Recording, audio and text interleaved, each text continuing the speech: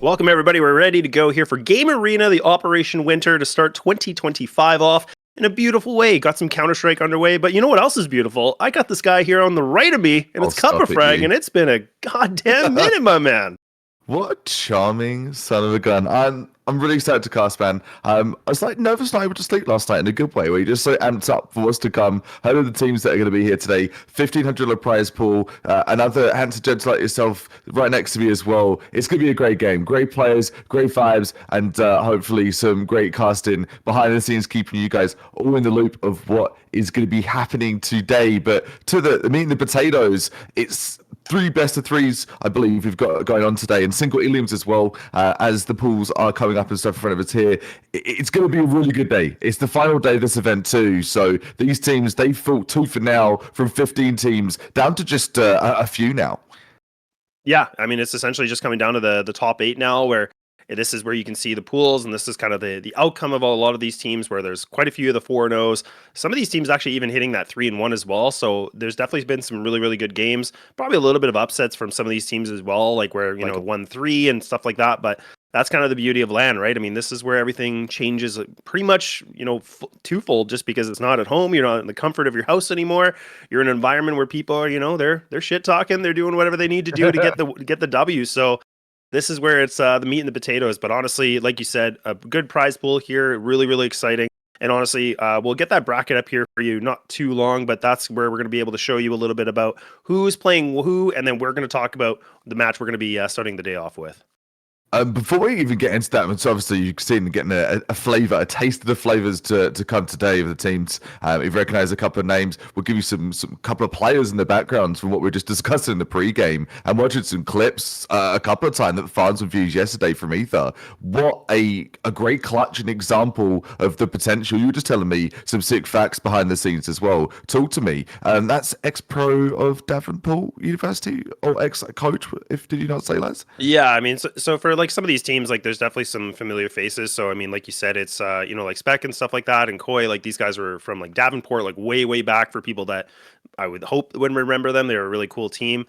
So it is really good to see like these guys like at this event right now, and they've already got some cool highlights on the social media as well, on Twitter and everything. So they're definitely they're looking for the W. Like we said, they want to be able to get that that nice prize pool of $1,500. But we do have the first match, which is Ohio Meat Wagon taking on Sleepless.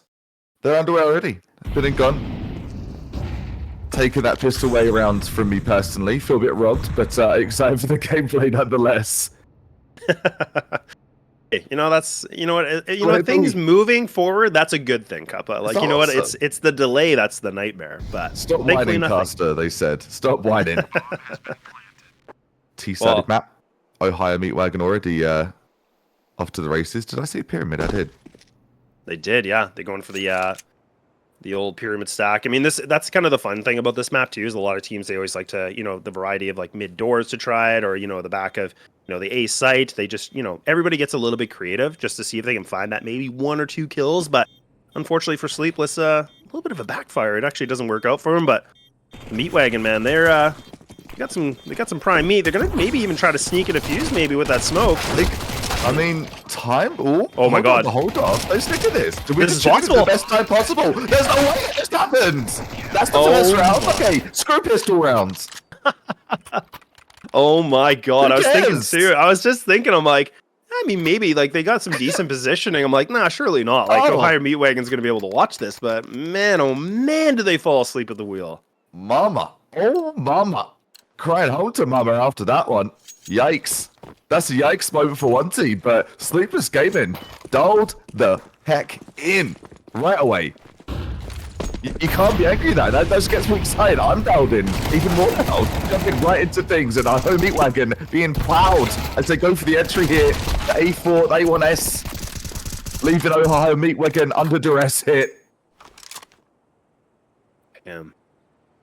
Oh damn. Yeah, that's crazy. I mean, like, I like the effort from Ohio, just trying to be a little bit more aggressive. They were, probably a little flustered, but they were like, you know what? If we turn up the pace a little bit, maybe we can catch Sleepless off guard. But no, man, they were fully aware. They're fully awake for this one. They only lost 1 player, but that was Brick after he got a double kill too. So again, this is where you have to say, like, this CT hold has just been miraculous. So now they're going to be able to have themselves potentially 2 rounds in a row here and pretty much stealing that second away from Ohio. So there's a lot of work right now for Gio. He has to do so much with a 1-on-4. Oh, gets dinked in the first entry and the first contact as well. Down comes the U-tilt. Down come the invisible walls being crafted here by Sleepless Gaming. A lot of nocturnal players. It's daytime right now, obviously on Anubis, but they're switched on 24/7. As you can see, from a pyramid round to a defuse, if you just missed a round just gone. I think you save this potentially for DL. I think that could be the play. Like, you've got dinked immediately on that first chow you have. It's not worth it. Yeah. I mean, and at this point right now for Gio, like, I mean, he's kind of in the position where you got the Galil, you got the full armor. It just makes more sense to just keep it all in your hands, right? You got no time, obviously, and the bomb is in the worst position in the world. But trying to look for some of those like extra exit frags or just kind of getting these extra little duels, not a bad thing. But honestly, for Sleepless, having 3 alive, this is going to be a really nice transition. Money's still pretty good. Prospect not looking pretty with it, but he's going to be able to get a drop. So the CT side already on a good start here, Cuppa. And I mean, we all know that, like you said earlier, Anubis is definitely more of a T-sided map. But I mean, if you can get yourself that string of rounds on the CT side, man, oh man, does that start to make you a little bit worried when you're on the T side? Because then you're thinking, okay, like we got to pick up some rounds. Otherwise, this thing could be over pretty quick. It could be. Momentum. Slightly T-sided map. Oh boy. That's cooking toes right off the rip up. Yeah, a little bit of a roasty toasty. Meat Wagon, by name and nature, taking heads at the same time though. Goodness me. Great double peaks as well. We're in a TK. So, Zealous, perhaps a little overzealous, but gets it done. A nice double hold over at mid as well. Coming in for Sedain. Yeah, this is going to be a back and forth one, man. We say about potentially a takeaway from one side. I don't think so. I think it's a good back and forth. Again, they've battled through that first day, and I think especially for LAN, it tells of the synergy, the teamwork with a team, and what they're capable of. This one looking to be a bit of a shredder for the Ohio Meat Wagon. Why is it hard for me to say? I've said it a bunch of times before. Ooh, it's a little tongue twister. That's all right. Good utility damage though too. Yeah, a lot of utility back and forth actually. Both nades on both ends actually, like kind of crunching both these guys. But I mean, I think Steve OP was essentially one of the players from day one, which was yesterday. For a lot of people that already know, he's actually doing quite well for himself. But already now, you know, I mentioned his name again. He's already picking himself a double kill. So this could be the Meat Wagon being able to find themselves a third, because I mean, you got an MP9 with 20 HP and then just a deagle. But look, man, anything can happen with a deag, but Prospect's gonna have to do something big. But I mean, this bomb is making its way into that B site. I wonder if they actually want to go for it. Owen does have an AK, but it might be even worth just kind of saving it and preserving it. I think saving, preserving, investing into that next. Ooh, I think Prospect got seen there, right? Mm-hmm. The posture of Captain says it all, really. Oh, yeah, just getting a little cheeky, you know, just trying to see, you know, what they can find. Again, just maybe find a kill, you know, pick up a couple extra $100. But no, not going to happen at all. And Prospect can't even be able to find a rifle either. That's a little unfortunate. Could even run around to go get the MP9, but probably not going to have enough time anymore. Hey, you know what? Deag, some armor, an AK, and a frag to take away into the next round. We take those to Sleepless Gaming. Small W's could make big W's in the bigger picture. I want to give you a compliment as well, as something I think for everyone watching the stream as well. For CS or any FPS, your radar usage is so important, and something I've learned from you lads as a gamer and as a caster, you've always got to be conscious of that. And from that as well, the players, they really do seem very great in their game sense and map awareness right now. Yeah, definitely. And I mean, that awareness is still, you know, being very prominent right now for Stevo. Like, again, he's sitting on himself at 11-2. He has more kills himself than his entire team combined. So this guy's just This guy's just pulling in like entries. He's doing everything. So I mean, he's doing God's work right now. But and you can already see Sleepless already losing these players. They're down to the last two, and it's an AK and a Deagle. Once again, the exact same thing, a deja vu from the previous round. So Ohio Meat Wagon in a prominent position right now, but you know they got to make sure that they don't let that ninja defuse come in because that's what happened before. But I think they've learned their lesson. Been there, done that. It's a one-trick pony, isn't it? Hate to say it. I love getting an interviews here and there. You've seen me attempt more than I've executed, but I mean, within the more competitive scene, those team plays, those cheeky one and dones can be really useful. Couple more up the sleeve. No exits this time though. AK gonna perish in the fire and flames of the gunfire coming in from Ohio, but don't worry, Sleepless Gaming recover an AK once more. Yeah, that's really nice from Prospect too, and actually really good discipline because he knew that time was getting really, really low. So what he was going to do is he pretty much was guaranteed that bomb was going to take out Geo. But if for some reason it didn't happen, then at least if he got that kill after, it could have messed up the money a little bit. But either way, nice way for him just to kind of preserve the one gun. And now they're going to have a full buy. The AWP is going to be out here, so this will be interesting to see from the CT side. This could really change things around. They really need to do something differently though. And that AWP is going to be kind of cemented here in the B site, but we'll have to see if this, if Jay's going to be able to play in the best rotating. Oh my God, he gets away with that spray! He's going to get through here! Oh no. That's criminal. Sleepless. That is criminal. This is just getting outclassed now. You can just see Ohio Meat Wagon, man. Like I said, it's some prime meat because these guys are already on a 5-on-1. And we're only at 1:18. Like so fast. How did like Steve-O get away with a double kill like that? Like that just should never happen. You know what? There's another one too, coming from Steve-O. Headshots galore. A silenced one to finish it up, and I'm sure he's got plenty left in his tank. Caster notes from yesterday. Watch out for Steve-O, Pete. That was one of them. And living up to his name already. In this 5-2 lead, a potential runaway to victory here for Ohio.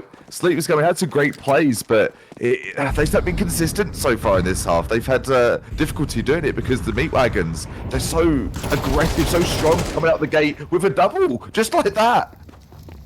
Yeah, so quick too, and a nice variety as well, right? I mean, they're kind of, you know, splitting things off instead of just going for the B hit. Now they're just trying to crunch an A through middle, so they're doing a nice 3-2 split, working out beautifully. A Deagle cannot make its connection. So once again, 5 players remaining here from Ohio, but one of them is wounded. Not even going to matter at all. That round is done and dusted. So the half is already secured with 6. And for Sleepless, I mean, they have the timeout availability. Like, I almost feel like it could be worth it. If they don't find this round, Cuppa, definitely going to be, we should be seeing that timeout being utilized just because this thing is starting to get a little bit out of control. And that's what I was saying about the CT side is if you can't pick up these rounds, it can be punishing, but if you're able to get yourself a nice little bit of a buffer, you're obviously feeling really, really good, but now things have really turned the table. They have. They most certainly have. I think it's a do-or-die moment. JC getting something done at mid, gets the trade-off, not in your default way, but in a creative way nonetheless. Love the use of the op there, poking and the prod in. Trying to use the map control as best as possible. This is so risky. The top 50 Owen has to go for something massive. Grabs one, gets traded out to make it 2. 1 apiece for either team over at mid. Okay. A little more convincing right now from Sleepless too. Barely making through these duels, but the time could be everything here for Prospect. The time could be everything. He has to get this, yeah. And oh man, he just walks right into Geo, but okay. An even playing field now with the 2 and 2. But you still got both ops here on the CT and the T side. But what are we going to see? And this is where you can see the bombs already. It's going to, yeah, they're going to do a little bit of a swap. And this is important. Oh, no. Yeah, that's good. Captai, that was a really big play. That nade almost got the job done as well. Not going to land brick. He's still standing with 8 HP. But now, this is a tough decision. You're just like, hey, look, do I go for it? I have an op. I have a kit. I might just need to save it, and now I think he's kind of going, you know, it ain't worth it. You know, he should do just as the value of that skin says, the Safari mesh, isn't it? Not going to sell for much. I'm not going to be able to really go for much with my HP right now. Get me out. Where's that escape helicopter when you need it? Dropped me off, but it never came back. Yeah, really impressive from, I really like what we're seeing from Ohio. Again, nothing like really, crazy in terms of their strategies and everything like that, but I like that they're mixing it up. They're keeping the playbook really fresh. They're doing 3-2 splits. They're going fast on B. They're really keeping Sleepless. Like I said in the previous round, if Sleepless couldn't find that gun round, they should be calling the timeout, which they are. And this is tough because you have the op in play. Everybody's at that like mid 3000s. You could work around it. You could do pistols. You could try to, go for a bit of a gamble on this. You only have 2 more rounds to really work with. So this is a critical position right now. Because if they do invest money heavily, they need the round. Like otherwise, Ohio is going to have themselves a gigantic lead. I love seeing the use of tactical timeouts. It doesn't matter if it's going to be bottom belt amateurs to somewhere to middle to higher class where we are right now. It's going to change the gameplay. Just even the thought process. That one play can completely change the game indeed, Laz. Trying to get behind this up. A couple of MP9s. Swag 7 in the mix as well. Steve OP, so brutal with these push-ups, Laz. I think this could be the win condition for the meat wagons. Prospect. Steep tall order as well. Brick. Lurking around in the shadows. Yeah, a bit too long for Prospect. I like the idea, but again, it's way too much of a gamble. Keeping him alive would have been better. Oh, the Mag 7. Oh my, what? He doesn't even win that fight either. Oh, Sleepless just cannot buy a kill right now. Like, I don't even get it. I thought he had him dead to rights. It looked like it, didn't it? Let's be honest. Use. Holding off Brick, keeping Brick at bay. Cement shoes locked down on the retake attempt coming from Tower.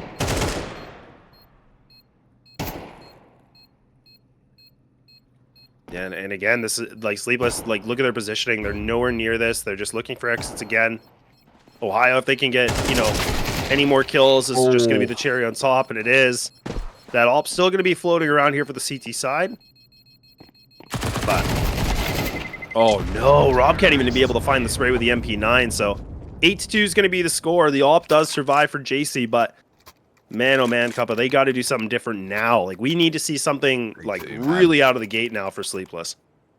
I don't know if it's a full retake. They've tried sort of partial retakes, but I hate to say it, it's been a little bit scrappy. And as you've seen, there's not really... There's an attempted trade when it comes to these first buds, these first picks coming in over from the Meat Wagon side for Sleepless Gaming, but they've tried multiple different sort of formations to stop these pushes, but had no success.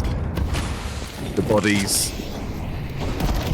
congregating all together. This time it's actually going to work to stay head clustered, and it's looking fantastic actually. Tight as you like. Yeah, tight as a tiger. So much better. Yeah, and the fact that even like for St. Brick's able to find that double and an E-box like that, that's huge. Absolutely needed something different. He's been like kind of quiet. I mean, he's sitting at an 8-9. Like he is the best fragger, but he's been playing these positions where he should be able to find more duels. So that's where him getting that double like that, I love to see it. You know what? I love being proved wrong as a caster, and as I said it, they delivered. Oh yeah. Looking around, and I was going to... Oh, nice. One sport. Another pick coming in from Jace. Sorry, is it JC? It's JC, right? It's JC. It's JC. I should ask this pre-game, really, but... Yeah, I think so. We'll say JC. We'll get yelled at later. It'll be fine. We'll definitely get yelled at later. That's okay. Ask for forgiveness in the post. Exactly. I was going to mention for Sleepless Gaming, it was a bit like a union locking down the workplace and saying, no, you can't go to work. It's all done till negotiations are over. Sleepless Gaming breaking that lock off in the next motion, doing really well. If they could even save all these weapons too, Laz, that would be really, really great for the competitive edge for the rest of this game. Scarce, scarce financial situation goes down to the fire of the flames, does get the frag though. Cooks, I still think one player gone, that's okay. They can rebuy in regardless. Did have a little bit of reserves. Yeah, and I believe this is that's Ohio Meat Wagon right now on the screen. You can see these guys. These guys are setting themselves pretty right now with an 8-3 score line, and they're looking pretty good. They're looking pretty fresh. I mean, it's the afternoon for these guys. Not like you and I. We're in West Coast Canada, so it's a little bit different for us. But It is indeed. you know, now with it being near lunchtime, they're having a tactical timeout. They're going to figure things out to see if they can get themselves this last round of the first half, maybe. But honestly, they have 3 ops cup, so that's different. Okay, unless they're going to pull back. Okay, I think I was like, are they actually trolling me right now? But okay, we're good. But Steve OP sitting in at 18-5. Obviously, he's just been the absolute playmaker. It's definitely somebody we're going to watch out for. You can see Sleepless on the screen here. Everybody's kind of pretty relatively close. Like JC and St. Brick are kind of the 2 guys that are obviously putting up the most, you know, in terms of like impact, I would say right now. But we'll have to see a little bit more. And this is a big round because if they can get this 4th cup, I mean, like I said, it can be a nice little bit of a buffer. I use buffer with an asterisk, but something to start them transitioning to that T side. Big time, man. It's momentum based as well, right? If you can sew 2 together when you've had a tough half. Say it as it is. You had a really tough half. Mental boost and that statistical boost makes it doable. Makes it very, very doable. Comfortably. Let's get back into that game here. So close. So close from down a peak at mid. Almost gets a peek into trouble. The util raining down. Over to where a lot of these gamers are actually waiting. They've got a good potential hold they can make happen here. Saying that, Ramen just comes in, just boom, like a spicy ramen, right in the face with the up through the smoke. Yeah, Prospect with a big swing and a miss. Unfortunately, not able to find any sort of a connection, so gets overwhelmed, and this could be it. This could be Ohio be able to find themselves this 9th round. They already got the bomb down. They already have all 5 players locked and ready to go, but Sleepless, they can't save anymore. They have to go for it. They got the kits. They got a little bit of utility. They got the double mollies available here with the HE, but do they know the lineups? Do they know the retake nades? This is important. This is a difficult site to retake onto. And now, Sudan's going to be able to pull himself back. You can just see they're just playing a nice little bit of a combination here from Ohio. Yeah, and that's all she wrote. This is going to be it, unless we see something insane from Rob, and not going to happen. Though. Yeah, not bad at all, but Ohio Meat Wagon, they're definitely going to be a little bit more excited. But now the question is, can they do it on the CT side? Nice frags, but not enough. I think what we can say from Sleepless for all of the players. Completely. Oh. Hear himself twice. Yeah, I was gonna say I get to hear you. Oh, I get to hear me too twice. Okay. Oh boy. Oh dang. That's all right. It's a lot of us. It is a lot of us. That's okay. Oh, hey. I think we're ready to go. I think we're ready and back, and we're not hearing echo. That's great. Thank you, production. Thank you, indeed. Very quick fix. Can there be a quick fix coming from Sleepless? Caffeine, perhaps, get you out of the snoozing state. Or perhaps it could be next map. It really is do or die for Sleepless to get this pistol. I hate putting that on a team's shoulders, but reality check is that is the case for map number 1 right now. Over in Anubis, the T-sided map, as we were discussing, we said a couple of times, it's good to reiterate, just to really put a number on the stakes here. There is a good frag coming in. From Rob. Ooh, a lot of info gains. That's huge too. Yeah, and Sleepless is going to get this A site control, but again, they still have to worry about Captai. That is kind of just in the outskirts of A main here. So this isn't going to be easy, because right now what they're trying to do is just find these duels, push these CTs back. But now, can they be able to find the timing? And yes, indeed they will. That brick is definitely going to be able to crush down 2 windows of players. So now they're sending themselves in a great position in the 5-on-1. The tables have now turned again, unless Ramen can really cook up with some spice here. But ain't going to happen. The Sleepless, they're going to be able to pick up a pistol round. Love that from Sleepless. You've done that before, though, right? Like, I think we talked about this. You like your spice. I'm a bit of a pansy when it comes to you spice. know, I'm like a mild, like slightly over mild kind of guy. Yeah, I can't handle it. Some spice is good, but some spice is good, but spice is nice. But you got to be careful. And saying that, no hesitation. Fearless, Sleepless gaming. The full buy, they really have to. But you've got the AKs, you've got the Galil, or the AK singular, and the Galils, Mac 10s. dashed in there as well. Great aim. Takes one player down to low damage. G up, being wiped out as well with the running gun. Coming in for the Mac 10. Positive start. Lots of damage inflicted by Roboscoop. Yeah, this is really nice for him. He's just, again, just kind of toying with him a little bit, just really causing good distraction, doing good damage.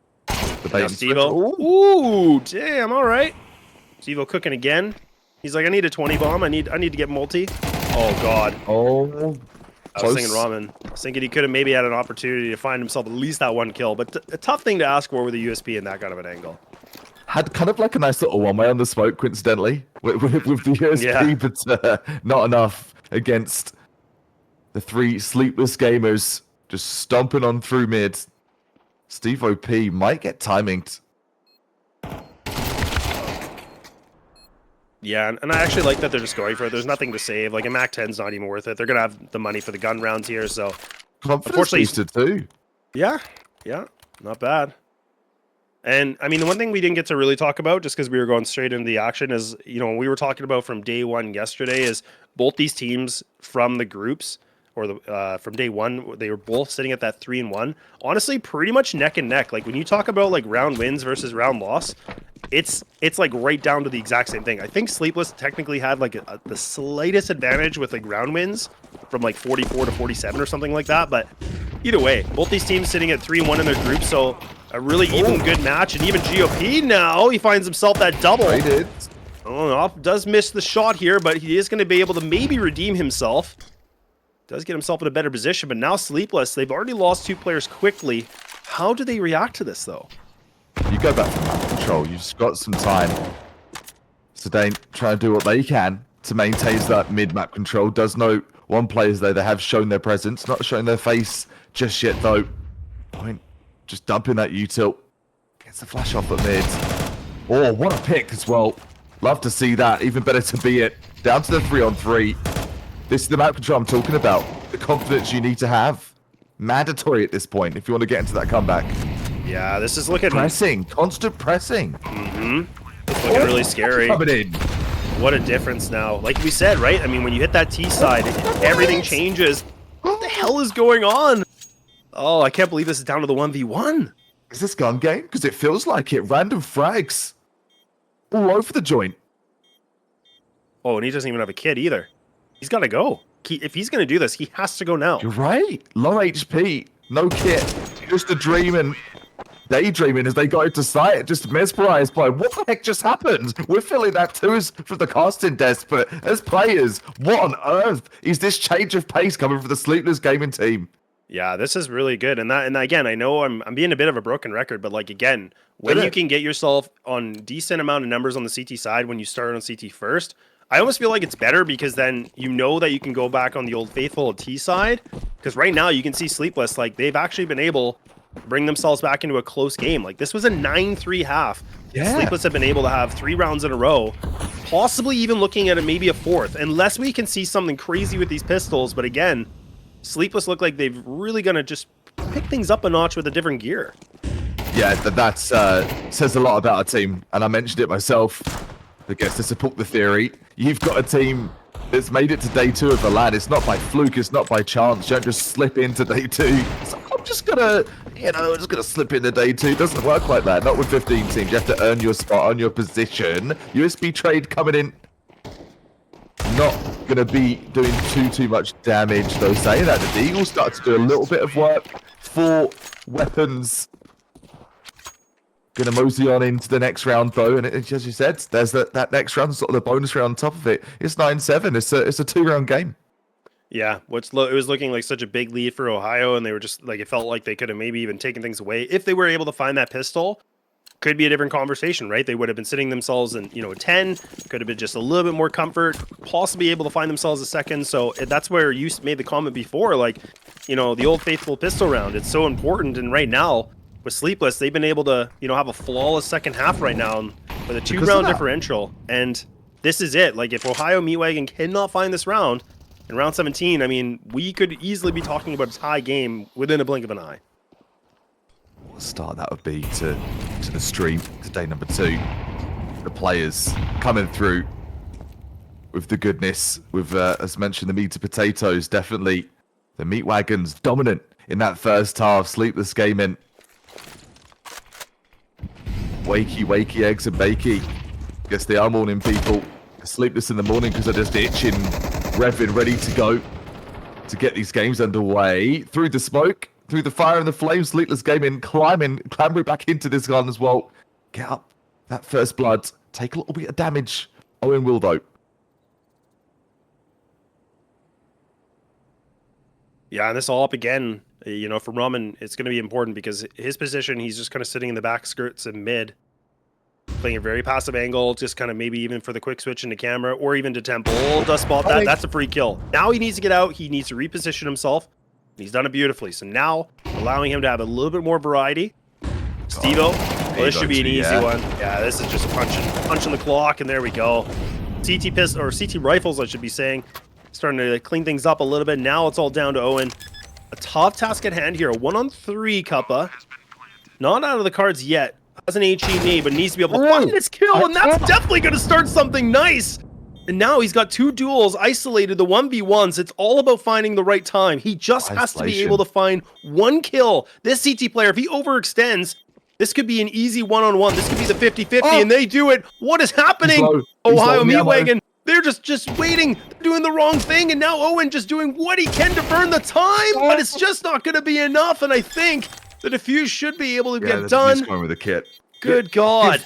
Give all credit where credit is due. Coming through with some nasty shots. Honest truth, if it wasn't down to low ammo there, I think that's going to be the 3-piece of the 1 versus 3.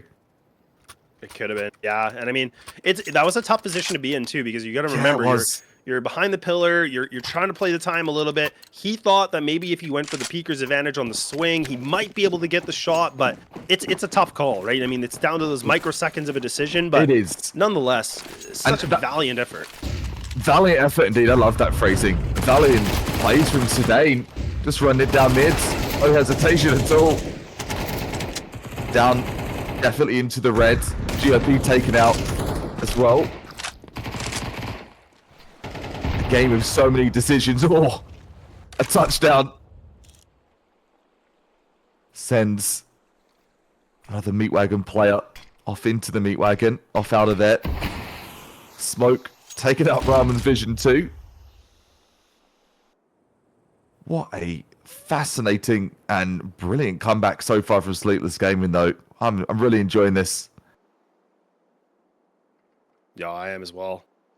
Just such a, again, you know, we were talking about both of them being, you know, 3-1 in the groups, and we're thinking this is a decently equal match, like just in terms of what we saw from day one potentially, but it's definitely delivered on Anubis right now. But nothing says good CS players. It's a massive compliment to all the players in the lobby and the server right now.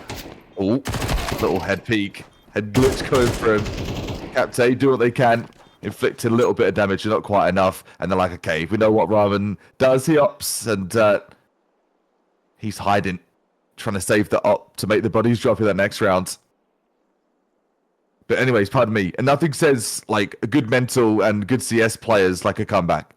I think that sort of that tenacious attitude is mandatory if you're going to play competitively beyond just a few casuals. Mm-hmm. And these players doing exactly that so far here today from both teams. Terrorists win. Yeah, ooh, Ramen, man. Oh man, oh, you can't believe he stayed alive. He's lucky. Count his lucky stars, but that op is going to still stay in the hands of him. But I mean, again, the money it's just not that great right now. So Ohio, they're going to just kind of force up the pistols, probably 5.7s, Deagles. They actually do have Cap's Eye with the M4, so this is interesting. But what do we do with the pistols? Because I mean, there's some teams that like to, you know, get a little bit aggressive, maybe just try to really, you know, kind of shoot out the barrel right away. But instead, they're actually just going to play. Actually, they're going to put the rifle. Sight, I believe. Yeah, and they're going to do the double stack behind main sight pillar. I do that. like this. Yeah, this is a good angle. It could be a guaranteed 1 kill and then a fallback right away. But Sleepless, I mean, I have on the prize right now. Maybe thinking about the A site, but again, they're just getting that A main control and just kind of toying with it. Oh, Ramen. That's the way he saved the up. That upset gets the pick, makes it worthwhile for the save already. This 2 primary weapon buy could be enough for them to get by here for Wagon. If they could just play their time. Sleepless inflicting some pressure. Timer could be everything. Oh no, Ramen actually gonna fall over at middle. Yeah, things are getting a little bit messy now, and they're trying to go for the big fight on the E-Box. running He's out of gun. ammo. Yeah, that's unfortunate. If he would have had like maybe another 5 bullets in the chamber, he maybe could have found something, but he was getting a little bit over antsy on that. Pretty uncomfortable duel for him, but now Owen drops on Steve-O. Yeah, they're getting fired up now. You can see this is some good excitement. That's Sleepless right now. You know, Chuckles. They're getting a little. I'm pretty sure that's Sleepless, is it not? No, that might be Ohio. I'm crazy. I think it's the other way around.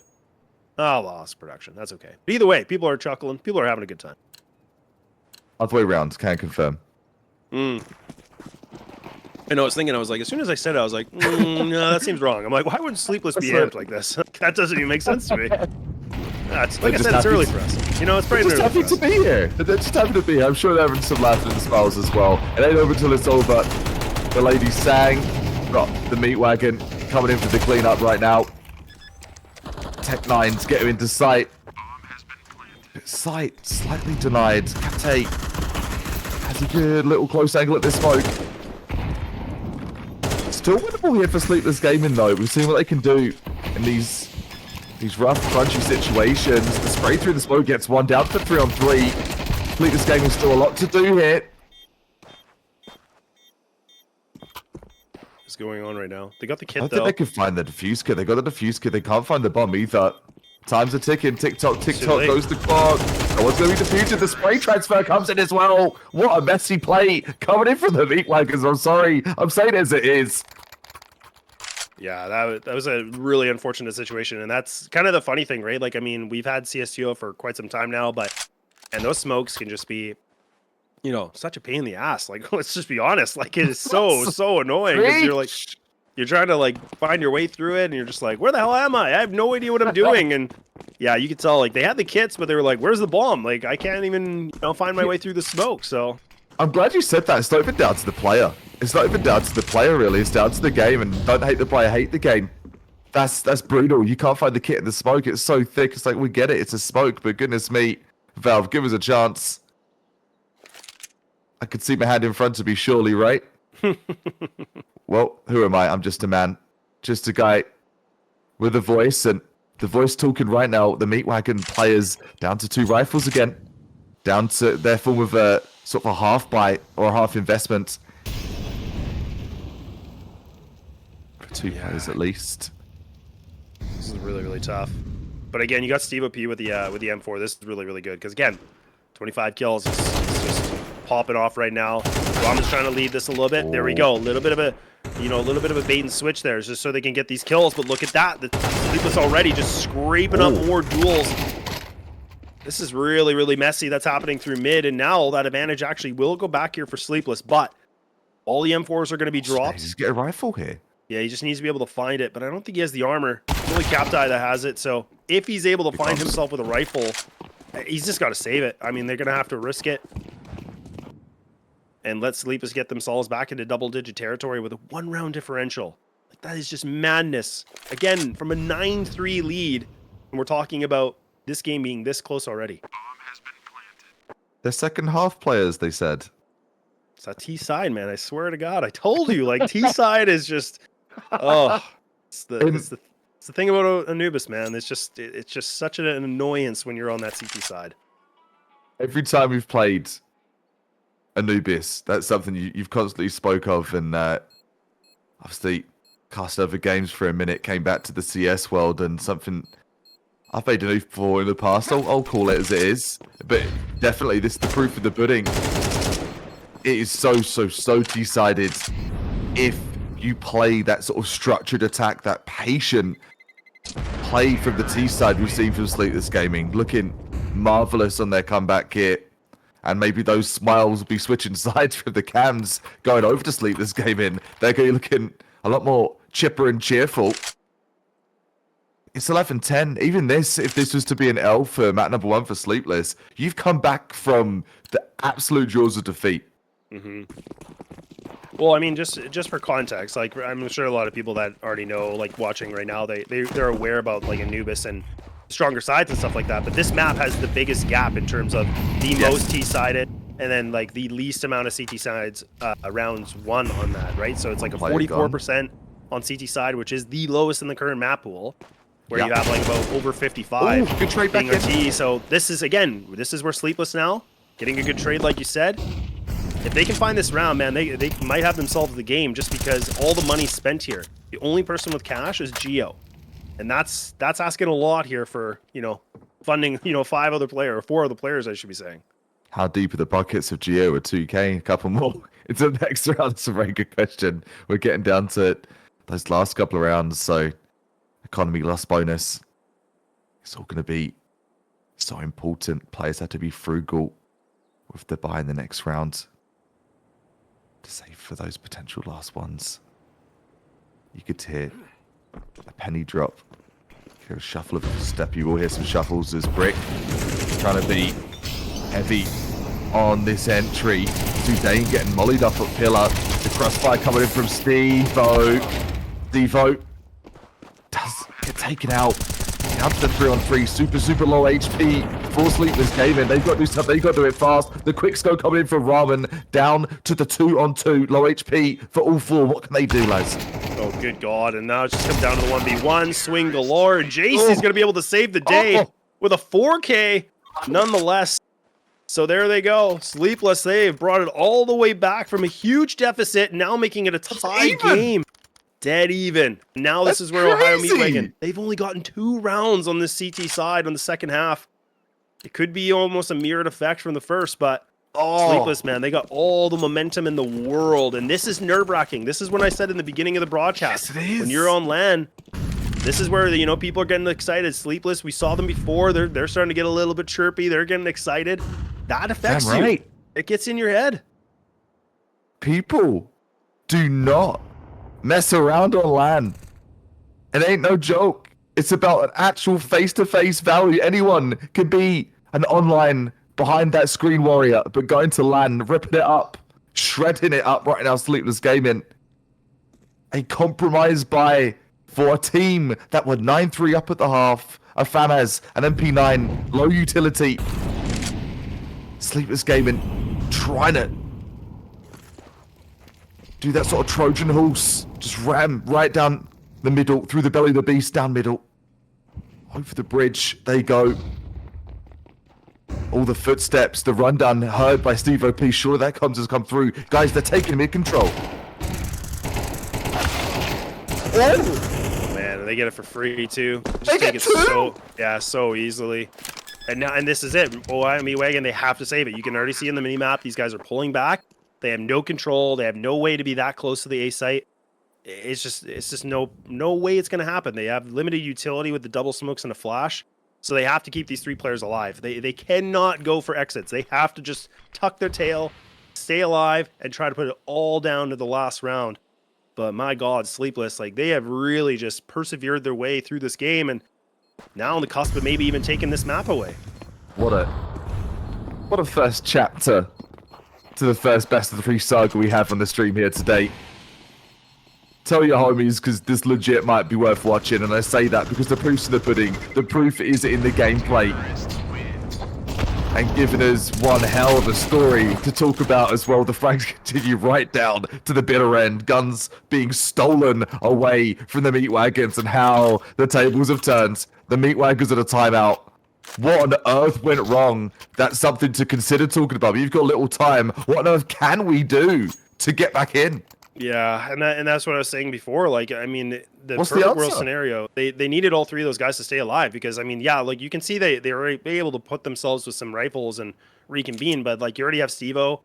He doesn't have any utility, so I mean, he's just going to be firefights, right? He's going to be the guy that's only duels, no utility, nothing. So there's a lot more reliance for his teams like Captai, maybe even like Geo. They're going to have to like complement him with those utility usages, but they got to do something big. It's been really, really quiet for them. I mean, some of the players are trying to step things up a little bit in terms of, double digits, and they're all pretty much even except for Steve-O. Like, he's on the cusp of dropping a 30. The Steve-O show. Yeah, the Steve-O show, but I mean, it's just not enough, right? The Steve-O P show is not enough. Something I've always sort of said. Even as a smack talk thing, if someone's carrying, it's not always enough. Frags are great, but rounds are more important. The wall bang, prospect. The AK, the wall pen, the TTK snags the frag from the meat wagon. That's one player down, 4 to go. That's what they've kept saying to themselves, like absolute cyborgs, terminators. Steve OP eliminated. Down to 3 players left here for the meat wagons. Captain takes one. Oh no, down to just 2. Captai somehow is able to survive and win that duel. 19 HP nonetheless. He had 19 going into that fight. Takes down Bricks, and now, again, the advantage still for Sleepless, but Ramen needs to be able to find this duel. He has to get the perfect timing. Smoke's going to block off his vision. And now that bomb going to get planted in the A site. Long rotate ahead. That's the damage. Just a tickle. This is good distraction, though. This is perfect distraction right now that's coming in from Rob. He's just doing it perfectly. He's just playing with them right now. Brutal. Does get the frag, but Ramen also takes damage. They know where he is, like a UAV with the team plate. The nades come through. Ramen has so much to do. And the wagons, they've got a lot to do. Map number 2. What a fumble of the bag, but what a comeback from Sleepless Gaming. Damn. Yeah, that's a big way to lose the first map, and I'm pretty sure, like I was just double checking with production, but I'm pretty sure that Sleepless were the ones that picked this map. But I mean, nonetheless, you can see the celebration on the screen. Definitely worth it for them. What a game. But what a game to start things off, no kidding. What an absolute scorcher. A barn burner.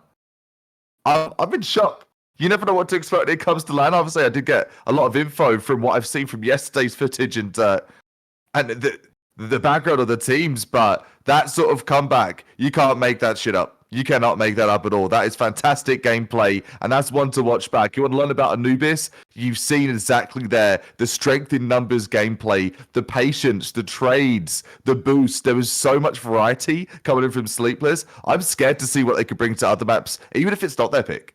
Yeah, exactly. And I mean, that's the thing too. Like, I mean, as you can see from that graphic, it was really nice to just see the map picks. And then, like we said, Inferno is going to be the next one. But I love what we saw from Sleepless. The fact that their CT side was just, it was pretty much non-existent, right? I mean, they ended it with a 9-3 against them. But I mean, it was definitely not going well. They got that Ninja Diffuse as the second round, which was very, very interesting. But good memory. I thought that would have maybe built up some more momentum, but it didn't really make that much of an effect. It just kind of kept them a little bit in the game. But their T side was just flawless. So, I mean, I think for them, it was clearly like the T side was the name of the game, and it definitely paid off really well for them. And what a good amount of teamwork. And that's where we talk about, when you're down in the numbers and rounds, like that's why you don't give up, right? Like anything can change in a game. And that's a really, really big win right now from Sleepless. So Ohio, they're going to have a few minutes to kind of reconvene their thoughts. But man, oh man, that is a tough loss to take to start off day 2.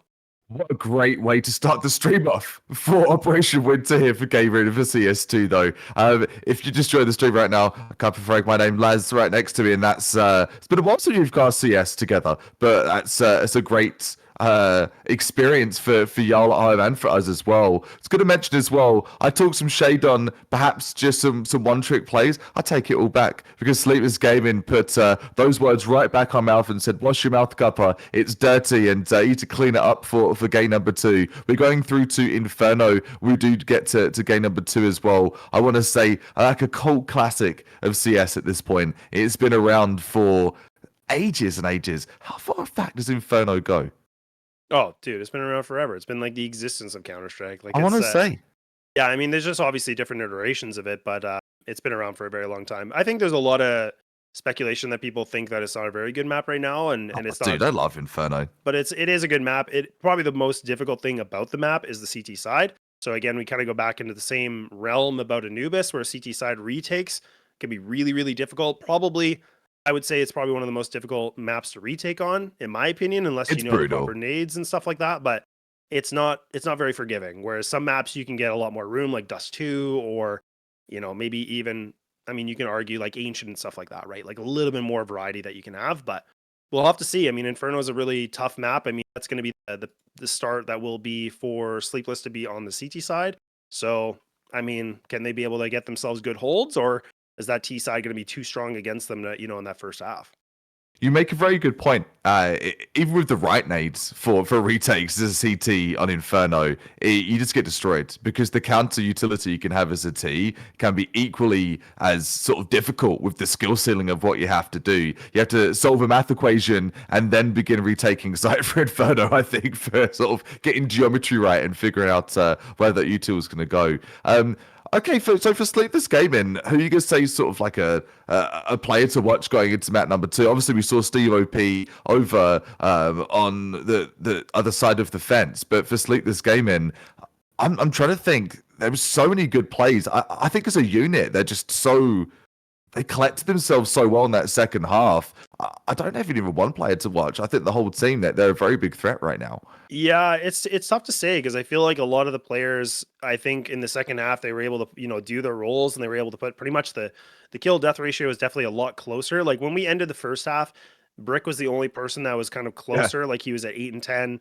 Rob was sitting at a 6 at 11. But that's the thing is like it didn't really matter because they only got 3 rounds. So I would argue that I mean, I think Owen was kind of interesting to watch because he was the one that was in those clutch scenarios. He almost pulled off that. I think that was a 1-on-4 or 1-on-3. One on That he three, I was believe. right, and he was almost able to win that.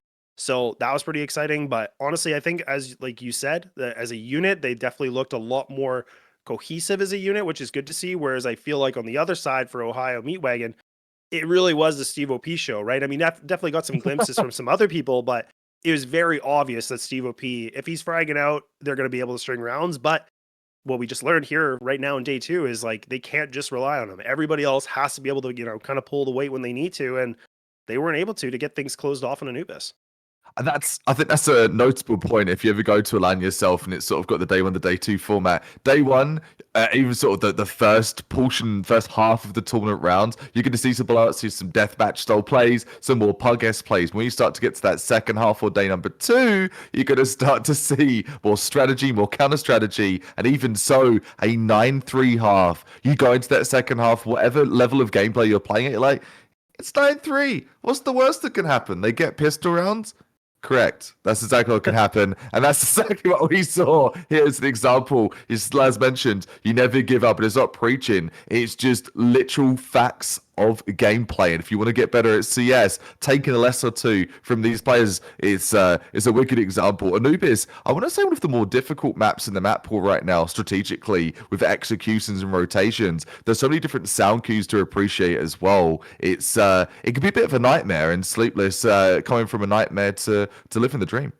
Yeah, definitely. And like what we were kind of talking about a little bit before is that this map or that map is so unforgiving in the sense of it is the most heavily T-sided map ever, and Yep. then the less CT-sided, right? Like in the current map pool right now. So that's a really big thing to say, and I agree with you. I think Anubis is probably, in my opinion, probably one of the more difficult maps because CT side is very, very hard. Like you have to be able to have the micro pushes, you have to do all the right plays to getting yourself, kind of those spontaneous kills and kind of getting some map control, which is not easy to do. So we No. got to see it there, right? And I think Ohio, I got a little bit of a taste of their own medicine going, yeah, like we couldn't get anything moving on that CT side. It was just a complete blunder.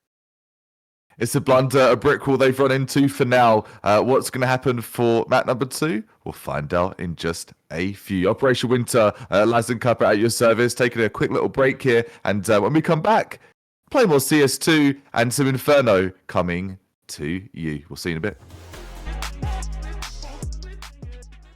Hello, hello. Welcome back to Operation Winter here at Game Arena. And CS2 is the game. We've played map number 1. We've got potentially 2 more games coming at you for this best of 3. Next up on the menu, the second course, it's going to be Inferno. And for things starting out, Anubis, it was Sleepless Gaming's pick. And Owen Dubs, they're picking up Inferno, trying to get on that comeback train. And choo-choo, full steam ahead, man. They have got a lot to do against a very confident Sleepless Gaming after to what happened over in Anubis. Yeah, honestly, this is going to be a really, really interesting one just because Inferno can be, like I said, there's a lot of, comments and speculation about the map. It can be really, really exciting. It also can be kind of one of those maps where it'd be a little stale in the sense of like if the CTs are just getting overwhelmed, it's constantly saving. You're playing like a save simulator essentially. So that's going to be the biggest thing for me is how well is this T side going to be, and I believe that is going to be Ohio. That is going to be starting on that T side. And from what we saw in Anubis, obviously that was a decent side for them, but their CT side seemed to be kind of the linchpin against them, or the Achilles heel. So this is again where I'm very, very curious about. This opening pistol round is going to be utmost importance, of course, but Ohio, I mean, I guess the biggest question is, can they bounce back and can they get themselves into a contention for taking this to a third map? Because you got to remember, yesterday was BO1s. So now both these teams and all these teams today, they got to remember that they got to do a 3-mapper, potentially. 3-mapper. Full 3 courses. Full stomach, full mind. Full mind. Gonna be something I just think this game is going to talk about the dual leaks. Brick continuing. Rain in pain down the Meat Wagon team. Takes out a couple. I love the dual Bretters, man. Dual Bretters and Tech 9. Coolest 2 pistols. Just in the kind of wacky impact that you can have. Steve OP, the frag machine. Looking to get something done, but Sleepless Gaming. Hole 2 for Steve OP. He's so good they're putting 2 players at him. Oh boy. Yeah, they got to outnumber him somehow, right? Okay, well, this one, it's about this player that's prospect in library. So if he can just kind of hang out, keep his life. Oh God, actually, he tries to commit to a fight. So now Captai takes his head away, but now Rob needs to be able to find this duel. That's beautiful. Okay, now leaving it to Ramen. Now he's by himself. He's got that bomb, but again, if we can see Rob just staying alive, just getting the time for the rotates, that can be huge. But that's a beautiful shot as well. So now Ramen. He's going to be able to get this bombed out, but now... Open on it. He's got another one in him. The power flash. Some Lazes kind of tricks here. Doesn't have the headshot, though. That could be a problem. That would have brought it down to the 1-on-1. Now, so much to get done. Gets the dink on 1. Can he get the dink on 2? This be crazy if he could pull through, but he cannot. The Ramen going to be spoilt. Not too spicy for this fella, though. He has picked up steam from absolutely nowhere on these gameplays. It isn't just with an op. The Glock getting it done too. Impressive stuff, but not enough coming in from Ohio Meat Wagon. Yeah, that was a really good effort, though. I mean, again, Ramen was able to get himself some good kills. He was able to find that damage, and I think that was against JC too. So yes, if he would have been able to find that, like the double shot, essentially getting the head and then just one more of the body, he would have had that 1-on-1. But it was just, that's kind of the scary part when you're playing new box like that. You kind of want to stay, in the passive position to keep your life and burn as much time. But at the same time, he needed to be able to find a duel in his favor. Just couldn't get it done, but not a bad effort. Gets that bomb down at least. That's going to be the Galil, and that's going to even have some, Mac 10s as well equipped here. So Ohio Meat Wagon, they want to try to bounce back onto this and crush this economy for the CT side. But look at how the CTs, they double push into apartment. Does Prospect have enough to get a double? He does not. Uh-oh. Oh, this is bad. Down to the 4-on-2. Oh boy, everything falling south. Fall into the hands of these filthy, stinky terrorists. Ohio Meat Wagon looking not to be the sport meat, looking to be that Wagyu steak. Level things up here. Get themselves back in control. And winning the buy round of Sleepless Gaming. Nothing like that to muscle themselves back onto the scoreboard. MP9 looking to be saved here from Brick. Really good play over in apartments, actually, going for the Meat Wagons. Delay just a little bit, let Sleepless outplay themselves, get a bit overconfident, a bit overzealous. And boom, you got a round in the bag. Yeah, and that's the thing, right? Like, I mean, when you can, even the fact that Ramen wasn't able to get that pistol round like I was talking about, they got the plant down. They were able to get a good couple kills. And that's just enough to get the Galeals and Mac 10s. And if you can win that second round, I mean, that's the beauty of the T side is now the CT economy is just going to be crushed. Like, there's just really not a whole lot to work with. It's gone. So, yeah, like, it's just gone, right? Like, Yikes. it's just... ay caramba, but I mean, this is where Ohio Meat Wagon, now they're in a prominent position here where they should be able to find themselves potentially a lead, but let's not forget that Sleepless, they were the ones that were also able to kind of, pull a cat out of the hat, a little bit of a surprise round. So we'll see if they got something up their sleeves here, but it does kind of look like the 4-1 split. Nothing too crazy, just kind of having 2 on bracket on arch side and 2 in lane. Just hoping to see if they can be able to find, the stack with the pistols. Rob getting a little bit overextended. That's actually pretty costly. That is very costly.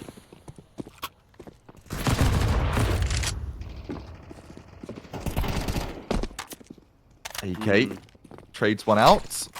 Back and forth is what it's all about. Oh boy, What's the going fumble on? nade followed up by the sprays in the flank. Sleepless Gaming trading back in, doing everything possible to try and lock down the win for this second round. Sure, we slipped up, but we can pick things up, mop it up, and get back into the game.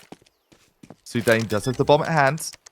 Another bomb down moment for Ohio. Sudane going to be dropping bombs, though. That's the next piece of intel we need. Util, none. Mac 10, yes. 3 players, though, fully rifled up. Oh, we've dove for the swing here. I don't know if I agree with this gameplay. Sleepless Gaming agree with it, though. Trying to kind of bring it down to a better number situation, but I think Tucker letting them pass might have been the play. Hindsight 2020 from the caster desk, of course. Sudane getting the bomb down in a 1 versus 3. We take those. We do take those. And that's exactly what I was saying is like, Sleepless, they're such a funny team because they, even when they're in a position that they look like there's a huge disadvantage against them, they're able to, find themselves a way, and they exactly did that. Like, I mean, they got the timing perfectly against Ohio Wagon. They caught the one player in mid just, with his pants down. He was looking the wrong way. And somehow they were able to scrape, like 4 kills within just a matter of seconds, and really putting a heavy reliance for, Sudane to be able to kind of put himself in a position to clutch. And I agree with you. I don't love that swing. I think I understand the idea, but it would have almost been better for kind of like a quick jiggle and then maybe re-swinging after. But it felt like a, just a Ferrari peak. Like the guy just put his foot on the gas and he just never let go. Ferrari peaks at their time and place, but I don't know. I don't know if that was the one, but like bygones be bygones. It's been and gone. Prospects holding the new Balk. Talking of Inferno. Been around, we were just saying before the broadcast got underway. Or sorry, just before the break, pardon me. It's an ancient map, not to be confused with ancient. It's just it's an old one. Ramen trying to get the double peek off of barrels. See what they can see. They stand on the shoulders of their teammate. Teamwork makes the dream work. RoboScob holding close the MP9. Yup, getting very deep up middle. Let's look at the radar there. They've got 2 arches. They're giving it up. Yeah, they're going to just I kind of like this. Yeah, they're going to just turtle up in this site, so they're hoping that this might be able to put them in a better position, but now this player in pit needs to just kind of be that distraction. Owen has to be able to find it. This is a good one-hit combination. This is perfect from Sleepless. Oh, no. Oh, no. Uh-oh. This is falling apart. Caster's Curse, I say it's perfect, but that's kind of the opposite now, but it's a 2-2. Utility here for Brick. He does have the molly if he wants to, but this is where Rob, he has the MP9. He has a close encounter. He has to be able to swing and win this first fight.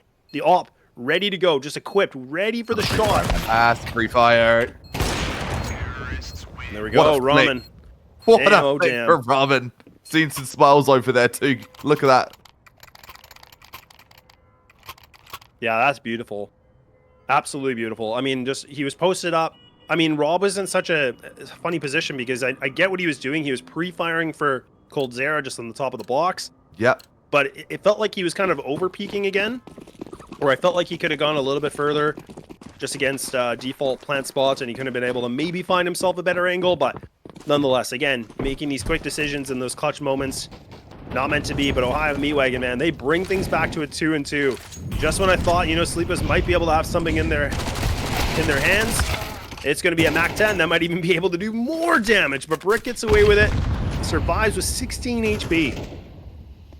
A wacky game. Whatever gun you put in these players' hands, they're making it look like a knot. They really are. And I give that compliment. Sure, slightly heavy-handed in its nature, but it's true. They really are looking really diverse in the weapons they're bringing to these gunfights, making anything work. Numbers dwindled for both sides. A lot of damage taken from Brick on that contact as well. Could almost call it a 4.325 at this point. Uh-oh. It's okay. Happens to the best of us. Mission failed. We'll get it next time. Smoked off pit. I got you guys. Cute. coming over to B, though. We're talking about the importance of utility. Mandatory. The B execute. Yeah, I think it was Coffin as well. But saying that, they're not clearing. Got box. Frags being taken. The drive-by coming in from Sedain. Impressive Roman. Getting a moment to post up with this Zappa. Sleepless going to push in. They're thinking about it.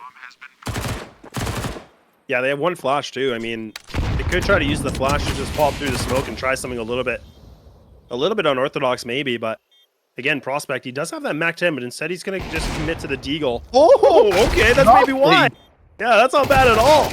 But GOP's got something else in store, gets himself that quad kill to end the round, and Ohio Meat Wagon, just like that, with a blink of an eye, they got themselves back in the slightest of leads. But man, this game is still scrappy the way we saw it in the beginning.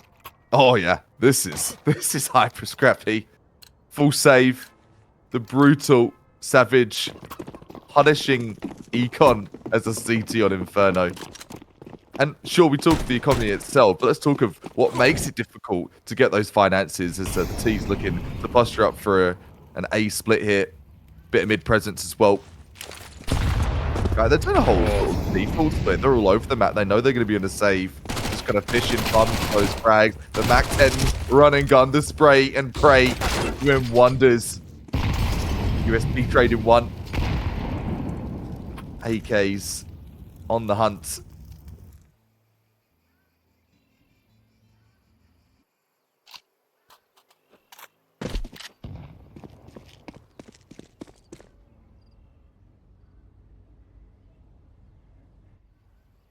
Been in these slower rounds, both teams giving so much respect to the gameplay. Just letting something happen. Ramen actually gonna choke a shot at mid. Doesn't matter though. They've got the numbers, the spoken fault. Beck 5-7. Sneaking up middle.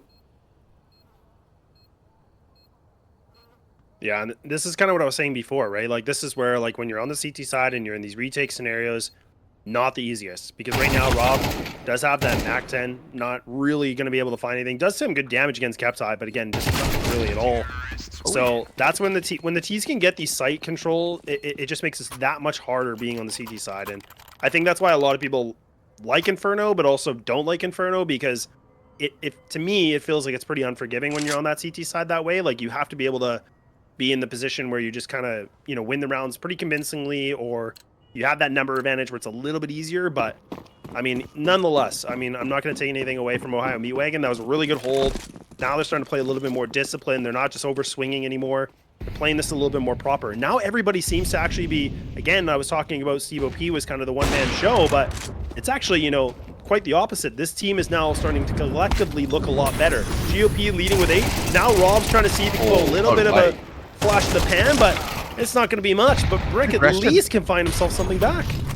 Really good aggression. Going to be costly once more. Brick being the collateral damage for these rounds. Prospect, so much to do here. Does get one, does hit. Two go into sight. So much damage inflicted, but G-Up going to recover. Stay in the game. Does pick up a nice little flick as well. Juicy. Juicy steak dished up by a meat wagon.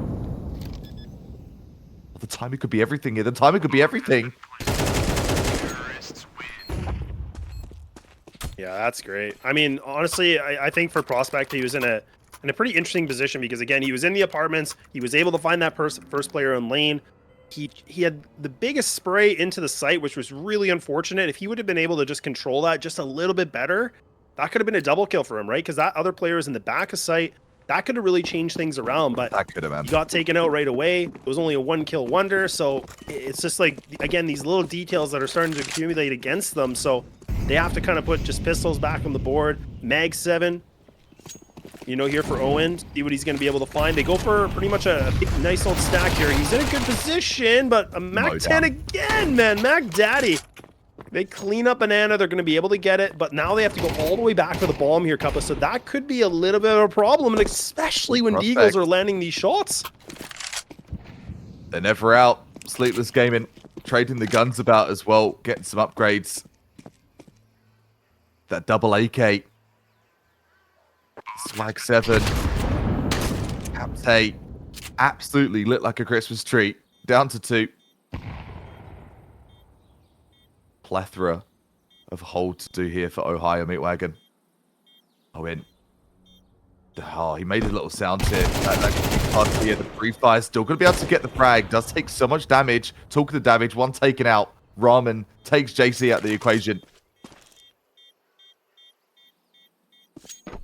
You know what? I don't even hate this, though. I was just going to say, like, the fact that, you know, this was a round where they had a Mag 7 in their hands, and now they're going to be able to find themselves. The Molly exit. Yeah, Molly exit, too. And Prospect gets that last shot, too. He puts himself with a 3K with an op and an AK picked up. Like, that's what you want, right? I mean, there wasn't a ton of cash invested into that round. Now they can go into this round for round number 9 looking a lot better.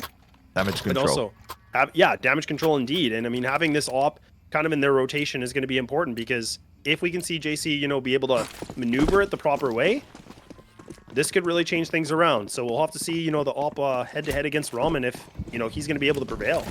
I love that smoke. You saw that smoke from TPA. Oh yeah, buddy, it's the old phase smoke. That's going to be deep, so that just kind of gives the idea of maybe them, you know, the CT side pushing deep in the middle, but oh dear God, that's a good trade again. Brick, he's just playing his role perfectly right now. Brick, offering it hot and heavy. Firm as you like, consistent as you like. Consistent, forcing those back lines, usually surviving, sort of being the anti-flash player. Prospect, get a little bit of a wall bang. Trading the damage this time. Oh my, the push out. So aggressive. Geo taking mini pit. Mini pit's not going to be enough right now, though. The util comes out. The ruse is up. They know where they are. The flick comes in. No, they know there's going to be 2, though. The flick coming in from JC. Anything you can do, I can do better. Ramen picks up. Ramen's up and dishes up a mouthful of up in your face. The wall bang to clean things up. Oh, boy. Well, 6-3 scoreline, so it's progressing. And, I mean, for Sleepless, you can see them on your screen there. And still, things are looking a little calm. You're not really seeing any frustration yet. Everybody's still staying their composure, which is a good thing to see. I kind of expected from a team like this, too, just considering, you know, like what we saw from the first map. I mean, they were down by like, a pretty big margin and then coming back to win the game. So we'll see if they can, you know, push through a little bit more. If they can end this half with a 6-6, to me, that'd be pretty huge, just because of how well Ohio Meat Wagon's been playing so far on their T side. Uh-oh, that's not good though. That's not gonna help. 2 strikes and you might be out here, buddy. You gotta see if you can land one more. My God, it's a jumping Mac 10 now. Oh, that's a way to get an entry into a site. And I think these CTs, this might be a quick save here, Cuppa, because I mean, the bomb's already down.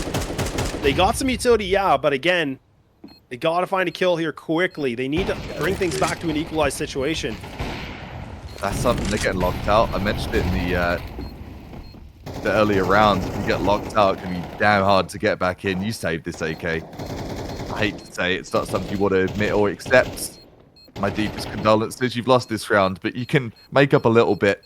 But don't forget that update, mate. Just a couple of years ago, you got to get out of there. That bomb radius is going to be larger. Roboplane and Rollplane so close. Going to be costly, not because the bomb, because the player accidents. Steve OP recovers an AK. That's a conversion round for Ohio Meat Wagon. They've won this half, but I think they've got some more damage they're going to inflict here. The funds looking low in the terms of econ for Sleepless Gaming. You've got rifles, but econ light on a couple tells the tale of the struggle bus that Sleepless Gaming have had once again in this first half. Yeah, any more rounds right now from Ohio, that's just going to be even better. I mean, double nades to pop open the smoke. And look at JC! JC! Oh my dear God, with a triple kill! Finally something from Sleepless. I was thinking they were asleep at the wheel, but now they finally come alive. Finally something different, and that op, like I talked about, it delivers. It's a prime delivery. It's the same day shipping. My God, and now we're going to the last round. That's not Canada Post. That's not Canada Post at all. That is going to be first class private shipping, and a tactical timeout called after that one. I don't blame them. That is That is a backhanded slap to the face to Ohio Mate Wagon. I thought they'd run away with this half. We thought they'd run away this half. But Sleepless, just when you think they're out, they just tag back in. Like the tag partner you didn't realize you had. It's funny because I don't think a lot of people are going to understand that Canada Post joke. But any Canadians here watching, definitely give a shout out in the chat. Say hello. Where you and I are the the lonesome Canadians, I think. So, but hey, it's good to be here. It's good to be here. Just for FY, the General Postal Service stopped operating over the holiday season in Canada. Kind of a weird one, to be honest. But hey, all back underway now, just like the game. Back underway. Enough of our Canadian banter. And then I saw a moose here. Good stereotype. We're just going to focus on those. The good plays as well. It's going to be Steve OP. Just a bit of menace to society in this lobby here. The good crossfire.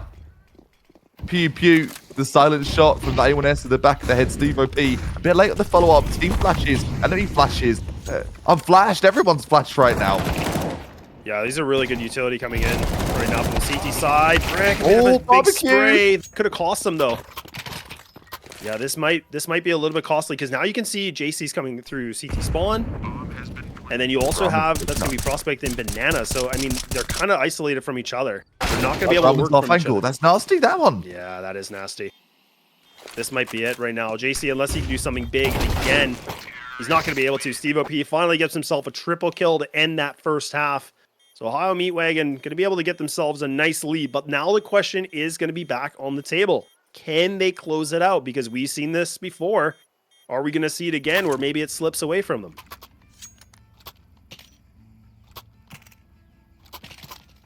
I don't got a clue. I don't even know, Cuppa. Couldn't even tell you if I wanted to. Neither could I, man. After the call-outs and the hot takes I made him at number one, I'm going to shut my mouth and just appreciate CS and appreciate the riot, at least for now. The stats tell you everything that is necessary, but one thing I will correct, Sleepless Gaming won map number one, just as the UI is showing right now, so there we go, perfect. Production is so quick. Props to Guffy, man of many talents, juggling as well, doing an amazing job behind the scenes, keeping you guys on the right screen, the right POV, and I don't think we've missed any of the goods, any of the action. This looking sick as well, talk of the action, this back over at Banana. Bold play by the Meat Wagon team. Traded out.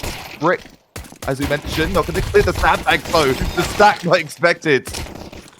Yeah, check your damn six, man. Like, how does Gio get away with a double kill like that? I thought surely he would have been maybe just a one and done, but the fact that he's able to find the two, that's great. But now, I mean, it's down to the 2-on-2. Steve-O is still alive, and they don't have a kit though. Okay, yeah, that's correct. Uh-oh. Yeah, this is all about Steve hitting the right shots now. As a player in water, as a player in new box, and this is where, again, Sleepless, they have to just coordinate this perfectly. The columns have to be clear. Columns have to be crystal clear. And now the swing should come through. Oh, no, Steve-O! Maybe. Okay, Rob, he's going to save the day, but holy moly guacamole, just barely winning that round. Make it competitive, though. Make it competitive. Never tapping out. Getting knocked out before you're going to see any flailing of the arms. No submission and just full steam ahead. Sleepless Gaming back in business. They took pistol in that first game, if you missed it, from being 9-3 down and came back to win out. Can't make it up, man. It's what's happening for this first best of 3 for day number 2 of Operation Winter for Game Arena. Pistoles. Condolences for the last round. Been and gone for the loss of for Meat Wagon. Try to put it behind him like map number 1 and stay focused. Strategize, buy some time, and a beauty of Counter-Strike. But for those save rounds, it's not just a useless save or we're just going to have a throwaway round. Talk strategy. Talk what you can do to hone yourself in for the rest of this game. The smokes, the util, the setup, looking like they're looking to take some arch control. Is it going to be the ruse or is it the full play though? Oh yeah, and they could just be running into that stack too, right? Like they're making a lot of noise through bracket originally, but they still have, you know, Prospect. And oh, JC, my apologies, sorry. JC and it was Rob that are actually kind of making a little bit of noise, and now they might have an inkling that this could be a stack. Just this one deagle shot alone, it might be a little bit of a tell, but Yeah, and even the fact that he gets away with that kill is just ridiculous. But Captain now in a top position, not going to be able to find anything at all. A little bit of tickle damage and Sleepless. They're looking like they have the perfect read. They're going to be able to get this bomb down, and they should be able to secure the 6th round pretty convincingly. Jump scare. I mean, if I see GOP get this round couple, I'll send you a skin right away or something here because, I mean, good God, he should not be in this position to find it on a 1-on-5. Have that trade up ready for me. There you go. That's okay. 180 coming for GOP. Lots more to do. 5 bullets, 4 players. Oh, there you go. God. I gave him a quick little message and said, hey, please, I'm down bad right now anyway. I need that skin. Get me the win. JK, I didn't do that, but GOP looking pretty deadly with a deagle. Seems a good gunplay so far, but that is sexy Deegan, if I do say so myself. Gets out there with their life, a Mac 10 and a deagle. So got 2 buys within there, which inevitably, I think this is going to be the buy round. Anyone looking low on their funds? And sorry, no, it's they're only doing it for double save, just not 2 frags coming through aside from those 2. Yeah, you know, it's not like it's a round thing, you know, for Sleepless or anything like that, but sorry for Ohio Me Wagon. Really nice shots from Geo, but again, just doing a little bit of damage, just, you know, trying to find something to stunt a little bit against Sleepless, but now back to a 2-round difference here. Another save round has to be commenced here from Ohio. So this is where, again, CG side economy can be just so ruthless. They try to go a little bit aggressive into Banana. They get this control, but honestly, this is not going to be the easiest position. I mean, GOP does have himself that Mac 10 with the armor and an extra smoke to just play this deep Banana control. But again, you know, if Sleepless can just get, you know, a couple of the counter flashes, refight for this control. It could change things, but I mean, not unless people are hitting deagle shots again. And Steve-O, you can see he's licking his lips. He wants to go for a swing here. He wants to get this kill. Oh, yeah, it's just too much of a bite. Okay, now here we go. Sleepless finally getting a little bit more of that composure I was talking about. Things are looking a little bit better. GOP gets desperate, tries something erratic, and now Sleepless. I think they're in the position. They're in a prime position here, Cuppa. Get that A site if they want it. Oh, okay. Maybe. Indeed, too hungry at the buffet. Get that plate too much, and like, sorry, mate, you can't take that. You have to pay for that. Yeah, isn't that the worst? Like, you want to eat so much at a buffet, and then you're like, I can't eat anymore. I can't. But I gotta keep eating. I've actually stayed probably a good hour and a half at a sushi restaurant years back because it's all you can eat, and it was like $10 if you didn't finish your food. So I'm like, well, don't have an extra $10, so I guess I'm eating. That's like $2 US for people that are wondering. Thank you. Yeah, just in case. But no, it's true, man. It's true. Those buffets, they're all you can eat, man. There's just woof. Serious business. Oh, for the count. For cap tight. Trying to keep the Deeg. Desperate times, and I don't blame them. Look at their econ. 1,000, lowest on the team. Lowest, thinking lobby right now. Making a smart choice here. Wait things out. Gets a nasty 1 Deeg as well. Tops up the tank. Puts an extra couple of bucks. The gasoline into things. Almost grabs a second. Respect the effort. Got that extra frag. Says, you know what? I'm going to go. I'm going to double dip. Go for another. And still buying now, which is awesome. Up into service as well. Raider leader checking in. Ramen checking in. Where are they going to go with the up, though? I'm looking like a banana posture. That's for Captain. Ramen looking for the mid posture for the up. Looking to get aggressive. Be aggressive. In fact, you know what? Gonna hold arches. Things again. Yeah, playing a lot more conservative. He's just like really playing back. I thought the same thing. Maybe he was going to try to go for a really quick, you know, entry or a pick, maybe just to find that duel. But instead, he wants to play it a little bit more safe. See if that's going. It's not a bad idea. I just, you know, at the same time, it does kind of make me speculate of the thing about is it maybe nerves? But look, it pans out nicely. So they actually they make it work. It looked like a last-minute choice, but not a last-minute bad choice. Just sort of, you know what? I don't need to aggressively peak here, but saying that, you might be right. That aggression, not going out the rip, being a bit more passive, getting red on the trade back in. Sleepless gaming I'm going to lose control though. The meat wagon trading back and forth. The Archie's push. The swing coming in from JC Sedain. Sustaining some control in this 4 versus 2. Numbers up for Ohio Meat Wagon. Oh, and the flick coming in from Brick though. Late round player. One of those clutches on the team. Prospect just lurking in apartments. Sure. We're doing on this one, really. Playing for some time. Time is everything and timing. Sedain. I don't think Sedain. Oh my goodness. That flank, that could be huge. That could be the round in the bag. Oh my god, but Steve-O saves him, man. I don't get it. I could have really changed things around, like you said. If they wouldn't have been checking their 6 like that, I mean, he might have been able to find himself. Oh, that's not down. But he's only got 7 seconds. He's got no time to make. So, I mean, I'm not sure if he found the AWP, but I was thinking he could have been able to maybe pick it up. There you go. Yeah, Meat Wagon gonna scoop that back up and recycle, reuse, put it into the next round. Yeah, and that's them here on the screen. So they got themselves that 2-round advantage still, but it is definitely a grind right now. But I mean, honestly, the one thing I think I said this in the beginning was I like that we're starting to see a little bit more of everybody on Ohio Meat Wagon, that it's looking a lot more balanced in the sense of everybody's contributing on this, whereas Anubis was literally like a backpack was just, the heaviest amount of backpack from Steve-O. But so I'd love to see that everybody's starting to really kick things up another notch. They know everything's on the line because, again, this is that single elimination. So if you're out, you're out. Like, so now they have a lot of work cut out for them to push this thing to a 3rd map for their tournament lives at hand. Love to see a 3rd map here, dude.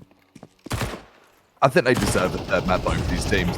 They're putting this kind of show on to start a stream, or it's a little bit more difficult being one of the first teams on the stream that you talked about nerves. Oh boy. That's looking like a massacre over at Banana. Classic Banana things from Inferno. Nades. Go to Barb. Trying to put a strip on the Barbie. Cook some Sleepless gaming players. Not going to do any damage though. Quick onto site.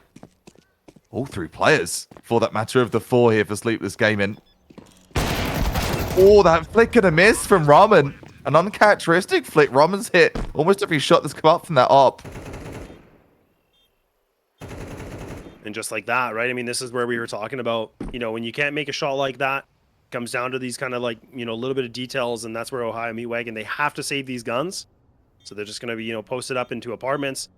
Sleepless are going to be sitting themselves in a good position again. Only a 1-round differential this time. And they don't even need to hunt either. Like, they're not in the position right now where they have all the cash in the world or like a significant lead. So for them, they're just going to go, exit out, keep their guns. This is the best thing. Let Ohio Meat Wagon keep the double rifle. Because right now you can see it's going to be a lot of, desperate buying here because the pistols are going to be pretty much purchased. Maybe the odd MP9, but they're going to try to work around these rifles as much as possible. But I'd love to see Ohio do something a little bit, more aggressive, like that phase smoke down middle. I'd love to see that maybe. See if Sleepless, get caught off guard a little bit. But maybe they don't want to risk it, just considering the state they're in right now. They have a couple rifles, but we'll have to see if it's going to be enough.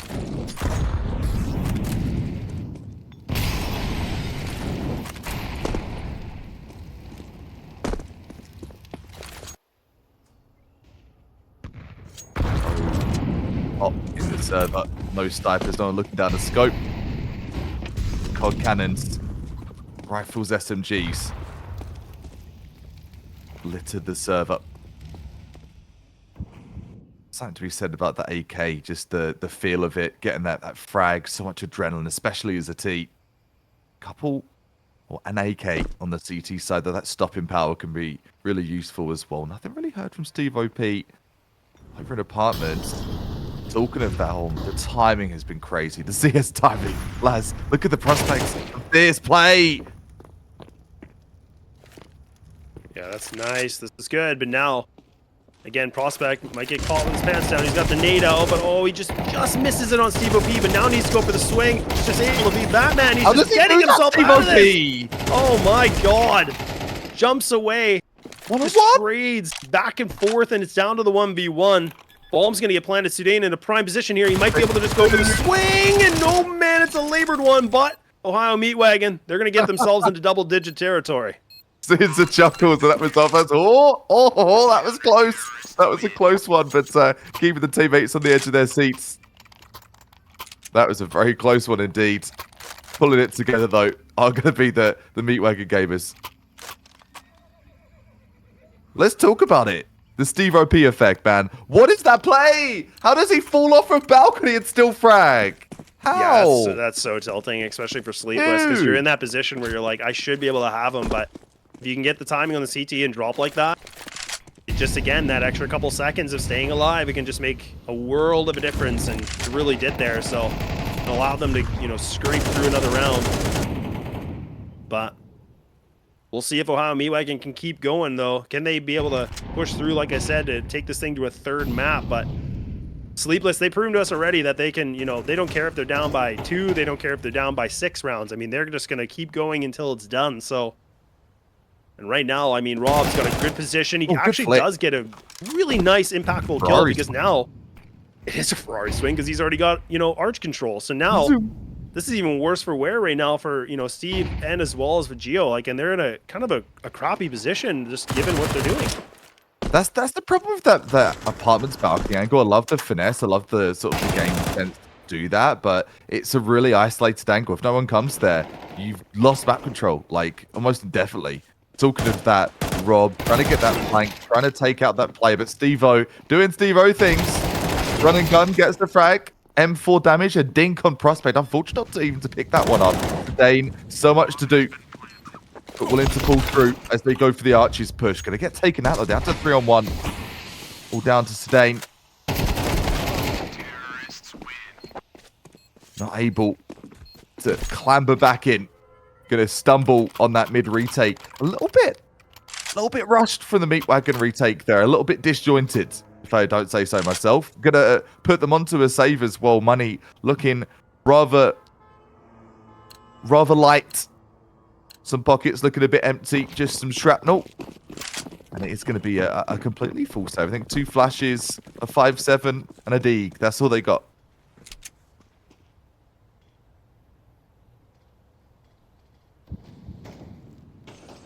Yeah, prime position right now for Sleepless to maybe find themselves in a dead even game once again, but I like this this attempt here from Ohio. They're just going to put all 5 players on the bracket.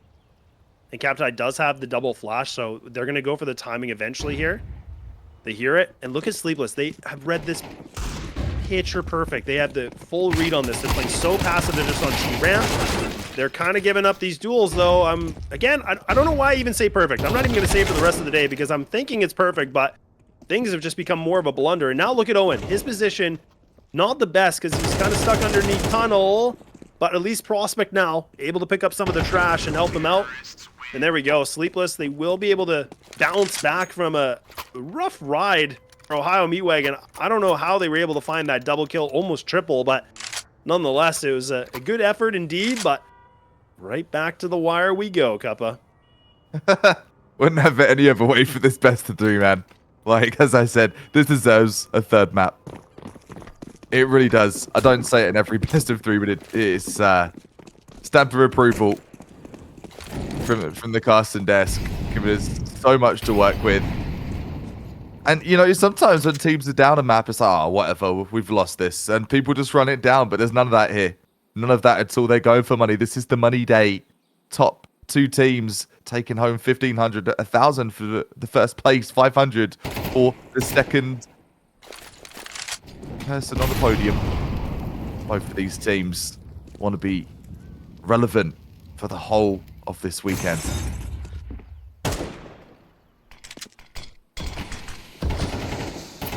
A rare MP9 you see in the hands of Sedain here, which does speak to the experience, the battles that gun has seen. I think that's from the Cobblestone collection. Not even a map in circulation right now. You wouldn't know that. You know me, dude. You and Always been Skins. a bit of a skin lad. More of a collector these days, but getting back into some reps. Brick, that Vulcan, it's seen some reps. Much as I think that's a Black Lamb too. We'll stop here though. Nerded out. Be an absolute geek. Geek squad alert. 30 seconds. TikTok. TikTok goes to Cox. Sleepless Gaming. The late execute going on to B. Been a good hold so far for the Meat Wagon. Good the timing. Catch them off guard. Going straight to spy all the MP9. Sublime picks up the second frag. They haven't checked their top box shit though. No, that's just allowed Captai to be able to find that double. So now, JC was trying to go for the quick plant. Pete. Yeah, and my God, okay. Yeah, that's the thing. Like, there's so many angles you have to clear going into either of the sites, especially that B site, though, right? I mean, we saw somebody, I think it was Sleepless in the first half, they played on that top position, and it didn't work out for them, but, you know, Ohio, they were able to have Captai being able to find a double in that position. Yeah, that's huge, because that just allowed them to get themselves back into a lead. Op's going to be back in the hands of Ramen, too, but AKs are going to be on the board for Sleepless, except for Brick. He's going to have that MAC-10, and Utility's looking a little light here for 3 of the players. But they might try to get aggressive. You can even see that Steve OP, he's kind of toying the idea of maybe going for a quick little pick, but instead he's going to play a little bit more composed. Smoke's going to be thrown into middle, and now this is back to the slow round. Nothing really gained here from Sleepless, though. They don't really have a whole lot of map control. They don't have banana control. They could have it for free if they want right now. But it kind of looks like they want that bracket control. They really want to split things up. Nice flash, but it actually does blind Ramen as well. And now Steve-O, he might be able to get this double, and indeed he does. Man, he is just locking in here, especially in the round 22. He is an absolute disturbance in the gravity, the oxygen levels in the server. He's hogging it all. Taking so many good plays into his own hands. I want to say player of the best of 3 so far. This was not sensational. This was what just overhyped in his first game. Steve OP with the reposition. Pristine. Gets 3. Taken out finally. Down to the 4-on-2, but he's done the heavy lifting for his team. Oh, prospect. That could have been huge. If he would have been able to find that double, man, this would have been a kind of a flip of the switch, right? Because now this would have been a 2-on-1 in favor. So now JC, he's got himself a lot of work here. He's got a smoke in front of Moto, so now he's going to be able to get through this. This is a good position. If he can get this kill couple, this could be big. Oh, that nade. It's actually going to miss, so it doesn't pop it open. Finds the one. Can he be able to find the second? Now the player, he's going to have to go through the smoke, but Captai! He takes him down. He's a headhunter. That is so close. I love the reposition. I really, really do. Coming in from Sleepless Gaming, trying to get to the high ground. But sometimes the high ground is not enough. That's going to potentially put him into financial ruins here. Couple of players like, oh, what do I get? I could get a MAG-10. Is that enough? Maybe. Don't ask me. Put the gun to practice in the game and then we'll see. No op. Present. Rifles, SMGs. Really telling the story of how close this game has been, lads. It is so close. This could take us to map 3. We really could, and I mean, this is where Sleepless, they really got to go deep in the pockets now. You got to do something big, and then, you know, it looks like the old faithful. All 5 players to go to B. Go for the execute, see what they can do, and it is only going to be 2 CTs that are going to be in their path. You got Captai. Not B. It's not been working. Saying that though, resistance is key. Do get the trade. Do take out Captai. Sudan tries to spray desperately through the smoke, but they've got site control. Ramen there fits the follow-up as well. Good util. Keeps them at arm's length for the time being. Coffin smoked off as well. So Sleepless Gaming, they've got a plan. No trade though. Brick goes on his own. Brick's on his own. No trade at all. Yeah, I don't know why he went for that. That was a bit careless. Yeah, that's a bit of a fumble right now.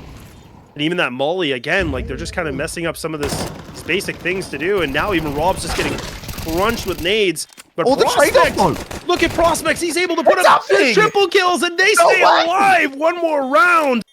And we might be pushing this thing to overtime. It'd be the first one here in day number 2, but oh, one last dance. For regulation at least. Fist bumps galore. Players looking hyped. I love seeing this. I love viewing this in the server. Take us to map 3. Maybe, maybe not. Who wants to know? Well, we do here. The team's very awake, alert, hungry for success. Hungry to be relevant in this CS scene. And they're doing a great job here today. This is a memorable game for this best of 3.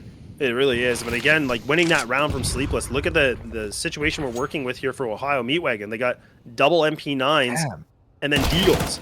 So this is now where I was talking about that economy, but That's a glill. we've seen it. Oh man, I say Bastivo. that. Whoops. Yeah, he got a little hungry for it. He wanted it. He was getting a little greedy. He wanted that gun, and it cost him his life. Wow, wow, wow. Are we going to OT? Is that it? Still possible. I mean, there is again the lack of utility, and even the kits here. So I mean, this is where again, Sleepless, they just got to hold on. They just got to be able to tuck their tail. They got to be able to play this properly together. And a swing, and there it is. And we are going to go straight to overtime and Sleepless. Whoa. It ain't bedtime yet. They still want a game on. Fist in the air. Oh, baby, they care. What a series this has been. Serious game faces now. The smiles fade. The eyes start to become more poised and ready. That's got to be frustrating if you're a Meat Wagon player, though. Let's be real, lads. It is really frustrating, and that's the thing is when you're down or when you're up and then you lose those last couple rounds and it goes to OT like that, there's all these mental hurdles. We can talk about this forever, and it's so true though, because it's a situation where, like I said, Sleepless is already a map up. It's a single elimination. So for Ohio Meat Wagon, for them to go into OT when they had a pretty good lead and good momentum, man, it's just a kick to the teeth. 8-4 half. 8-4 half. That's mental, man. It's been such a consistently tenacious attitude from Sleepless Gaming. They are never out. Ever. Seeing a couple of DCs and some reconnects coming through. Give us just a sec. And I believe things will be right underway. Inferno, we've talked about the different renditions, but over the years, there's been some fine-tuning, some upkeep, some housekeeping changes to kind of make angles more competitive, take away some OP spots in parts as well. But Inferno, like, people talk about it being two-sided in its part, but really, I think it's quite a balanced map, especially in these team play settings. When you're seeing it this sort of level upwards, it becomes so much more based on the individual gameplay. It's not just about hero plays, it's about the team sort of setups with the flashes. You were talking about retakes as a CT can be brutal, but with the right synchronization and synergies we've seen here on today's Inferno, it can be really, really good to watch. Yeah, and I mean, I think that's the piece for this whole map is like, I don't really think that one side was really worse than the other. I think like T side has obviously been pretty decent for both these teams, but the CT side hasn't really been like the weakest point. So it hasn't been as many saves as I thought it would be, and there has been a couple more attempts as well for the retakes. So it's good to see, but I mean, this is where this map is, infamous for this, because it's one of those maps that it always delivers when teams are that close in skill level. And obviously that's been the case for both these teams. So, and we're pushing this thing to a damn OT, and this is the first best of 3 today. So this is a lot riding on it, but man, it couldn't be better with Inferno to be the map to kind of decide that if we're going to continue on or if we're going to go to that semifinal game. Let's a little reminder too. This is not going to be Sleepless Gaming's pick. This is not Sleepless Gaming's pick at all. So they won their pick. They've just taken it to OT on the opposing team's map pick. That's going to hurt if you're IMW. And I've said that once, but I'll reiterate that. That is going to be rough. Taking that mental. This is our map. Why the hell are we in OT? Why the hell are we in OT? That's going to be the first question a lot of players are going to be asking, and the doubt starts to sink in. You've got to wash that away. You've got to go into OT with that clean mindset. Every round's a new round. It's going to be a challenge for OW. If they're able to pick this up, it's going to be a super, super competitive map number 3 we're going to go to. And if that is the case, if we are to go to that next map, as you're seeing here on the beautiful UI, it's we're going to Vertigo. So not many players' favorite map, but even better for what makes it to be the potential 3rd map. No one wants to be there. They're going to be there, and it makes it that much tougher. Yeah, it does. And I mean, right now, this, kind of allows a little bit of good time for both these teams, right? Because I think, I was going to argue that if we went straight into OT, this actually would have been a really good position for Sleepless, just because they would have had a bit of that momentum. They would have been pretty fired up. They probably would have been in a you know, in a theory sense, they probably would have been in a stronger position just because they were able to claw back their way into this game. Now Right. there's a little bit of a lull. So it does kind of, mix things up a little bit here. So this gives some extra time for both these teams to talk. But primarily, it's actually going to be for Ohio Meat Wagon that really for them, this gives a couple extra minutes for them to kind of clean things up because It does. evidently that was something they need to do. Yeah, man. Clean up the rancid meat. You've had some a couple of stinky rounds. It happens. Put it behind you. Look forward and take this OT into your hands. They've shown throughout both games consistency in fragging ability, not just from Steve OP, from the entire roster over at IOW. So you're right. You've got to say, listen, acceptance. We messed up. We made a couple of mistakes, and they're back in the game talking to Sleepless Gaming. But what can we do to assert dominance? And I think that's exactly what it comes down to. They know they've got that Fulson Steve OP.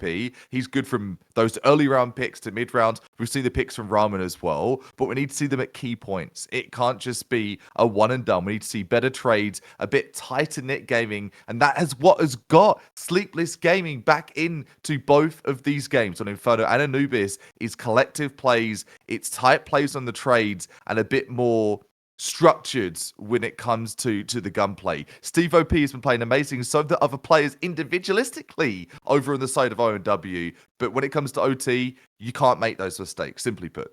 Yeah, exactly. And it's very well put. And I mean, that was kind of the other thing where I think, you kind of asked me the question about, is there really somebody from, Sleepless that's kind of sticking out to you? And I felt Right. like there wasn't like a player that's really been like the player to watch. I think all of them have been able to do what they need to do. I Facts. can name a couple of rounds of Prospect. He's able to get himself a double kill when he really needs to, when we talk about impact, or even JC with the op. Like he was able to run down middle and find a triple kill somehow. But all these guys have been able to really push through the thick and thin of this. And like you can see here, like Brick is actually the top fragger, but it doesn't necessarily mean he's like carrying, right? Everybody is really close behind this. Whereas on map number 1, it was a very different story where there really wasn't like a big lead on anybody from Sleepless, but it was very obvious for Ohio. Very obvious, and good follow-up, man. I love the data analytics, the strategy, the mindsets behind the gameplay. It's what makes this game so freaking beautiful. Ooh, seeing some lick of damage over on Brick. They're going to hear that. Over on the side of Owen Dubs. Gonna say I'm on the OW train here. I want them to take this to map number 3. I say they deserve it. They deserve to have one more game minimum on LAN for how they performed here today. Steve OP, Geop, Suday, Capte, Raman, they have been... Uh-oh. Oh, that flash from Prospect, man.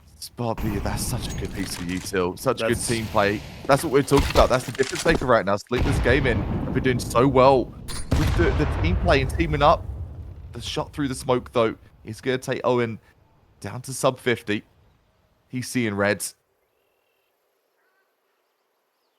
Well, it's funny because he was playing in a pretty strong position. I don't love that he was by himself like that. It's always better to have somebody with you, but Oh, that smoke. yeah, it's a good That smoke because shot? it What- actually what's- blocks CT. Oh, it blocks CT and it blocks the double boost as well. So it's a really nice smoke. It makes it a lot more problematic when you try to go for the double stack. Oh! But Brutal. ain't no double stacks here, Cuppa, because it looks like Sleepless. They're just gonna get themselves barreled into this B site. And now GP and Ramen, again, unless they can find a kill here really 3 alone. quickly, they might not be able to go for this. And even Owen, he's already got the backstab. This is big. And already, this round should be done and dusted. This should be Sleepless being able to put themselves back into a lead with 13. Terrorists win. Yeah, but it's Sleepless with good positioning. And that is something I've really liked about this team is that their positioning post plants have been quite good. Like you can tell that they have, these communications with each other. It seems like they're relatively on the same page, which is good to see.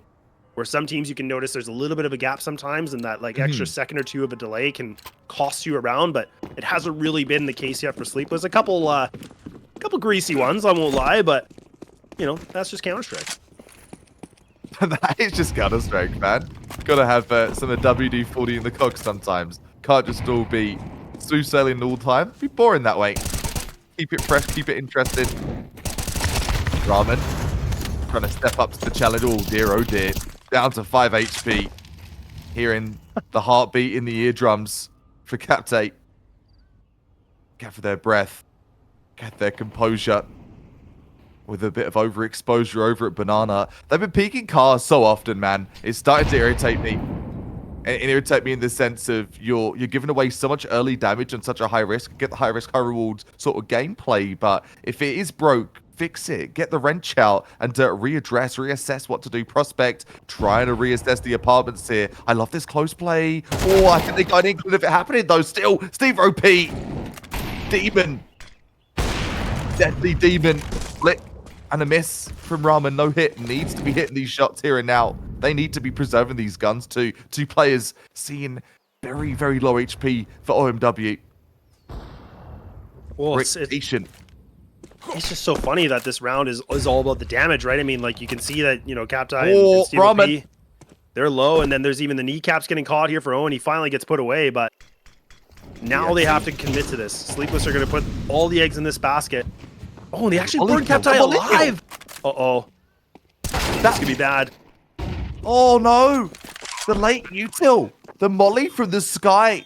Raining down the napalm strike. Ramen does pick up a nice little frag. I say nice little frag, so much more here to do. Down to the 2-on-2. HP advantage here for Sleepless Gaming. Double stacked over by Coffin. They're not looking to play the Coffin just yet. The trade comes in. It's down to the 1-on-1. So much to get done here for GOP. Goes for the fake defuse. Oh my god. Does have a kick. Goes for the wide swing. Can we see the frag coming in? Yes, we can. What an outplay in OT. Ooh-wee. I think he's got the kit, so he's going to be fine, but that was that was a very delicious round indeed, because I was thinking, you know, the fact of even, I think that was Brick, I can't remember who that was, but, or actually I think that was Rob, and I mean, he was in the situation where he was kind of like banking on the idea that, you know, they weren't sticking the defuse, but unfortunately that smoke, again, just being a problem, being a nuisance, so right back into the game with Ty, and I mean, that was a grindy round. Like I said, damage getting inflicted both sides before we even saw the first frag coming through, so here we go again. Game Marina got WD-40 on tap to grease the cogs of the LAN machine here for Operation Winter. Early damage yet again done at Banana. I'm going to come in there and slap some wrists, lads. They've got to step back. they've got to step back for Banana. Yeah, it's one of those things where, like, I actually do like this setup because at least there's a bit of coordination on this, because you can see that there should be a flash, but Ramen, you got outdueled. So that didn't work out at all. And now they're just getting put to sleep. So I was thinking, look, this is a good play. I don't mind this setup, but like you said, it's I think it's gonna be more than a slap on the wrist for these guys, because they've just lost 2 players for nothing. That's a clothesline, man. That's a clothesline. Hey, oh, you're down and out. Captain takes 1, but that is 3 for 1 on that Banana push. I'm not just hating for the sake of hating. I've loved what I've seen from Wagon. Very much like this game here. Steve OP trying to do what he can to seal the deal for the victory here. Down to the 301. GOP pushes through the smoke, through the fire and the flames. Going to get taken out with a cheeky full blind pop flash coming in from Rob. I don't need eyes. I've got my aim. And that's what I was kind of talking about, right? I mean, this is where the thing for Sleepless, like, everybody's really stepping things up, and everybody's kind of playing their role they need to. So you love to see it. Now it's going to be that lead just by 1 for Sleepless, 16, and they'll be done. But unless we can go to a second OT, but this is where we're gonna have to see if Sleepless can really push through and get this thing done now. But 26 kills from Brick, really impressive. Everybody else, you know, you have Rob sitting at 22 with JC. But even with, you know, Prospect, like I said, I feel like even him being, like, quote-unquote the bottom fragger, he's been able to have some really impactful rounds in this entire game. So that's never to take anything away from that at all. Straight on, man. Ramen whips out the up and claps some cheeks with it, if you don't mind me saying. Owen does frag back though, down to the 4-on-3. So much damage inflicted. Dane. GOP, what a pick. Pick back in. Down to the 4-on-2. It is never through when it comes to Sleepless Gaming. No, a frag. Actually, Prospect tries to get the quick swing with GOP on 1 this round. Popping off, shall we say, and it could not come at a better time.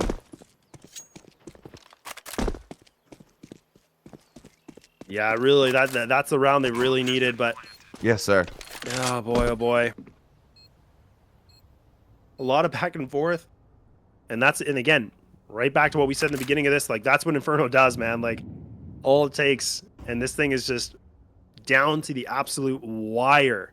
Yeah, it And is. it's just crazy. It's funny to think it's already back to a tie game just like that. Right? And that's just from us as a spectator for this sport.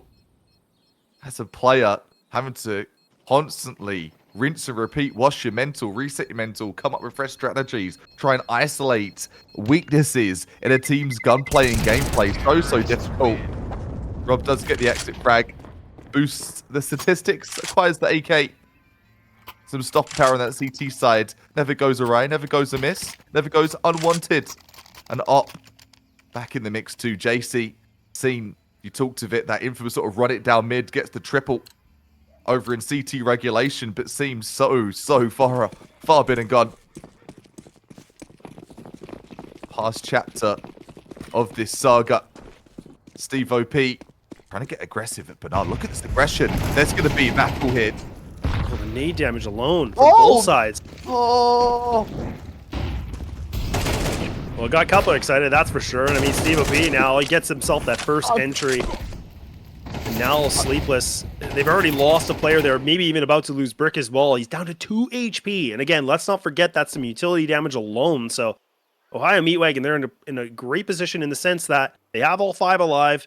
They can just kind of pump the brakes just a little bit more here. Sleepless now, they're kind of in a weird spot where they either have to refight for some kind of control like this. Oh, no.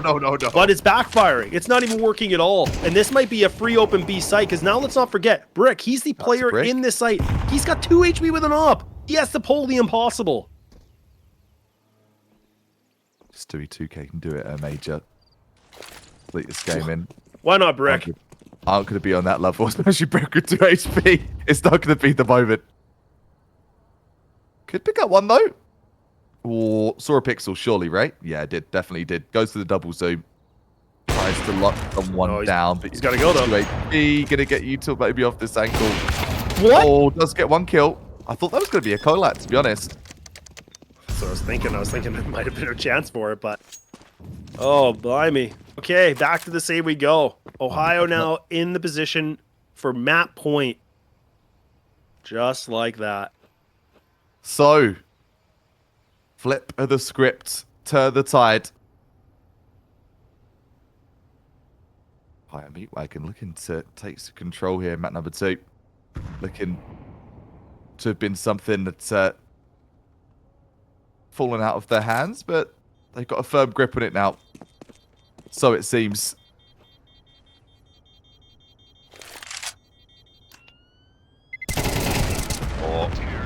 That's crack over through 1 and 2.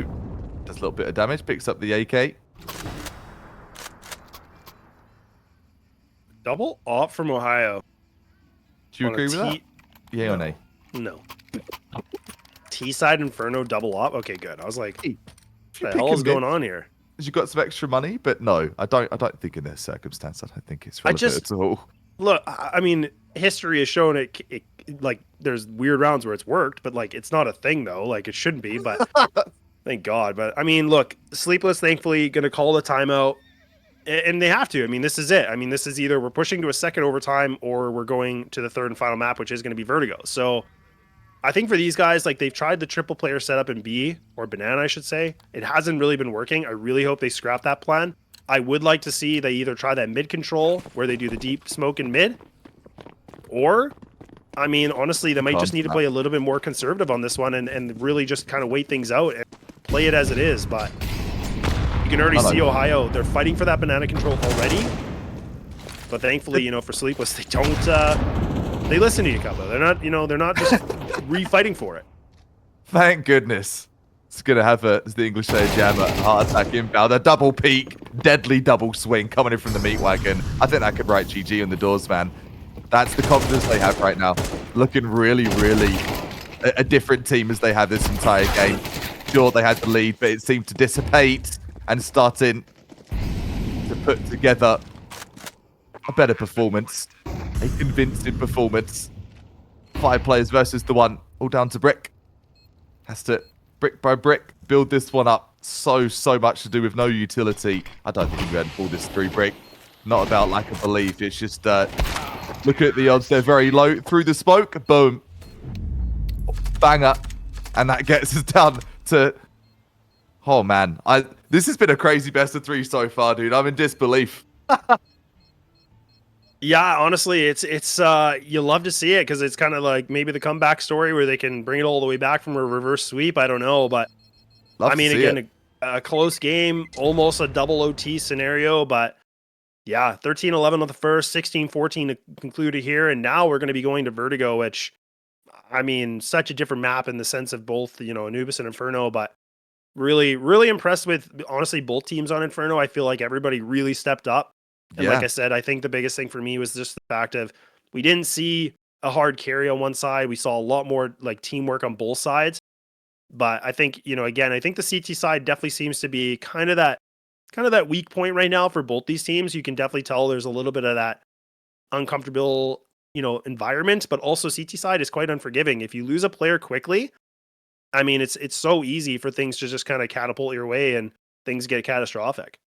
Very true. I think for Vertigo, let's be real, is I think the least, I said this earlier, and I love being honest on this. Every game has a map or a certain part. People are like, yeah, we're not so fond of that. And Vertigo, as a map, it's feeling a bit stale for a lot of players. And I could definitely relate to that. But something that I do love about Vertigo, we can get into that when we come back after a short 15-minute break here to wrap things up before we go. It's about util. There is some crazy boosts in util that still exist on Vertigo. They've nerfed a lot of the crazy, like, you remember the triple tower that I think Tarek found when they were doing some pugs back in, that was, what was that league called? I can't remember. It was with Mo. What was that league called? I'm going for CS history here. I have no idea where you're even... you honestly, you lost me when we talked about Tarek, because I was waiting in my head. I was like, he's going to talk about Tarek a few times today. So I was waiting to see when's the first one going to come out. Anyway, it's map 2 of the second day, so that's okay. So we're doing pretty good so far. Boosts, utility, Vertigo. Okay, we're gonna stay focused. Don't hate on me playing Valorant and casted Valorant for years. Okay, you get hating me. It's gonna be more to come, and hate me in the chat. It's fine. I'm OG CS player and CS caster. Okay. Anyways, Copium, Vertigo, big map that has, I think, some sort of lore behind it in certain util you can use that still exists from the early renditions. There's been a lot of changes to Vertigo, which makes it that much more challenging. And we'll find out exactly what team, if it's going to be OMW or it is going to be Sleepless Gaming, taking the cake and taking this best of 3. But impressive show so far from both teams, and I'm excited to see what happens for map number 3. Yeah, definitely. And we're just going to take, like Cup said, we're going to take that bit of a 10-15 minute break just for these teams to kind of get themselves cooled off, ready to go for map number 3. So grab whatever you need and re-energize here for that third and final map here for the first match of day number 2. And we'll see you in just a little bit.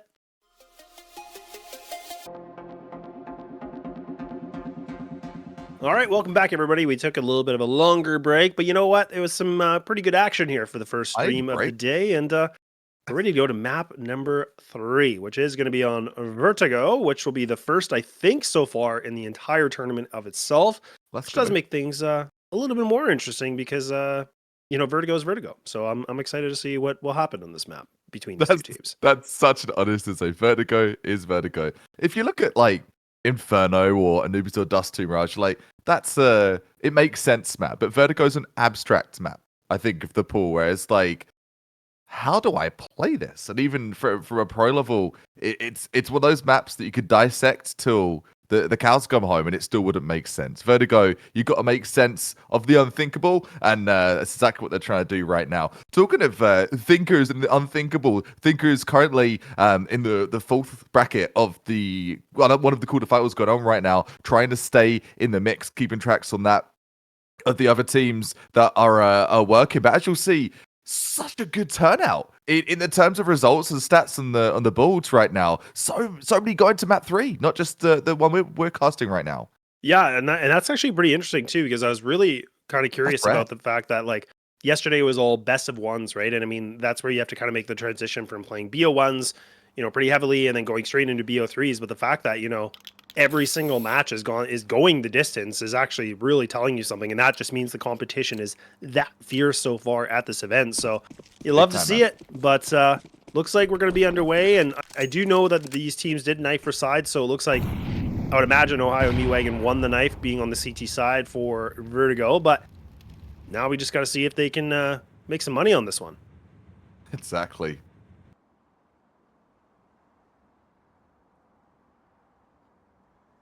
Got what it takes.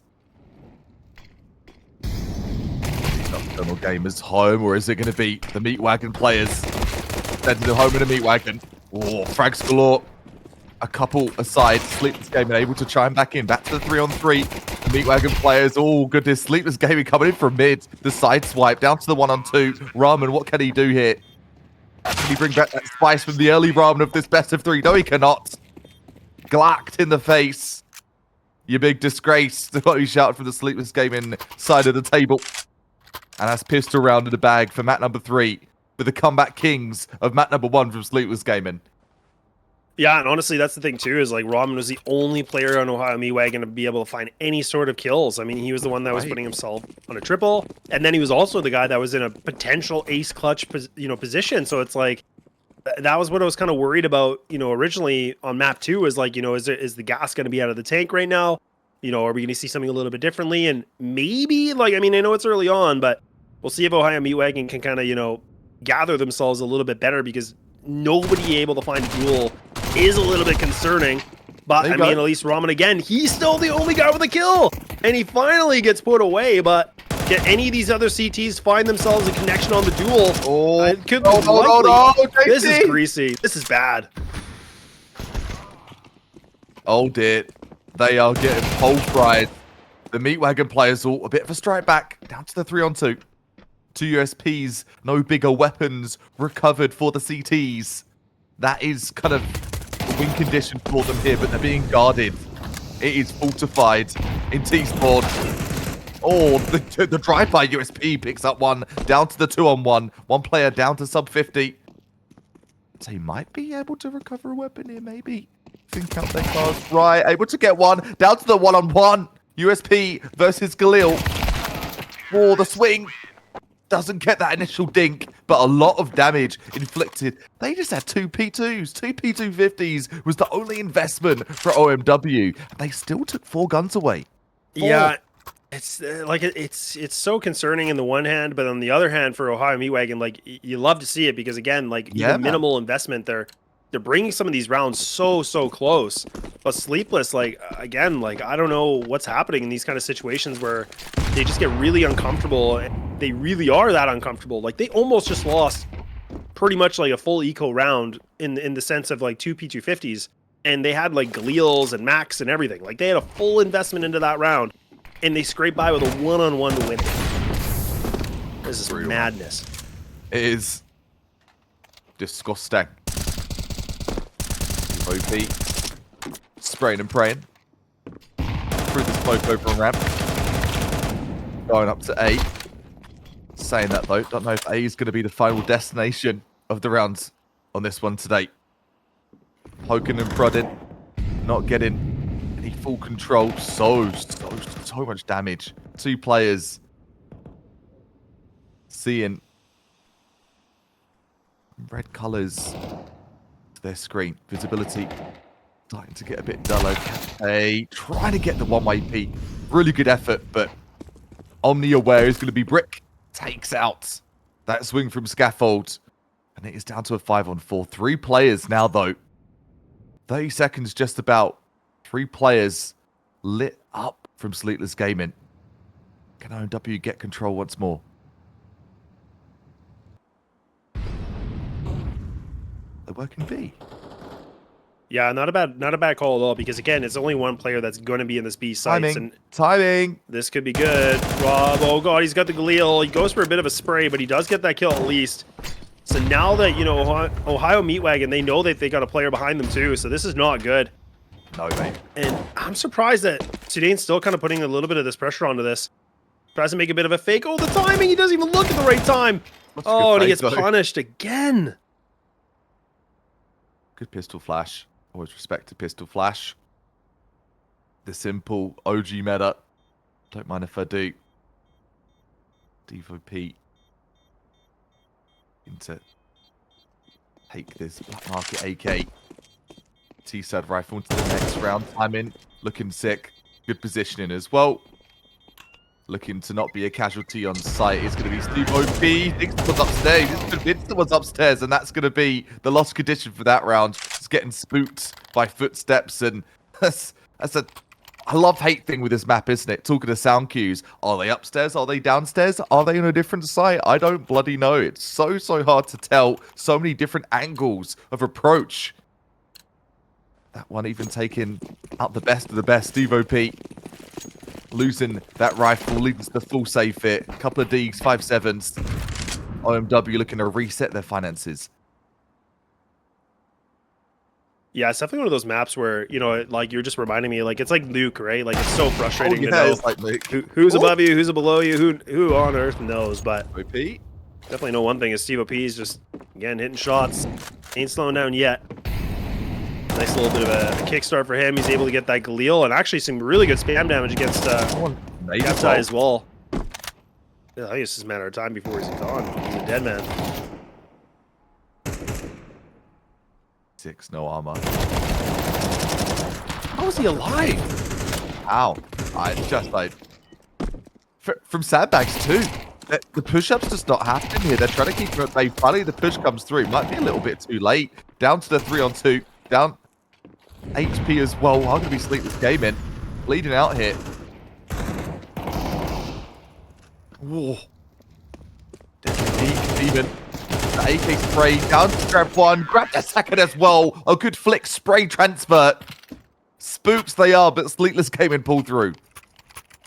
Man, these are really scrappy. Yeah, exactly. You read my mind. I was thinking like, Dude. like you're up 4-0, but let's not forget that these last 2 of the 4 rounds have come down to these 1-on-2s, or sorry, like 1v1s, or in that situation, it was a 1-on-2 in favor for Ohio Meat Wagon. So, like Sleepless, like, yeah, they're winning rounds, but God, it is labored. Like, this is not good. Like, if they are going to keep playing this way, I mean, it's only a matter of time before Ohio Meat Wagon gets their 3rd win. And they're going to be playing a lot better to get themselves back in this game. Wall bang. Or a smoke wall bang. I think it might even be Ramen. Ramen doing Ramen thing with the op, the boomstick. Does take out GOP though. Traded in, and you are so right. Labored. I love that word. Love that use because it's a perfect description of what's going on right now. Labored breathing, labored clutches, labored minds with the anxiety striking into. Down to a 3-on-3. And it is, I keep saying the word down because the numbers just keep going tick-tock, crumbling down. A flick, attempt coming in from Ramen. Actually not going to hit it. That AK spray coming from Pillar.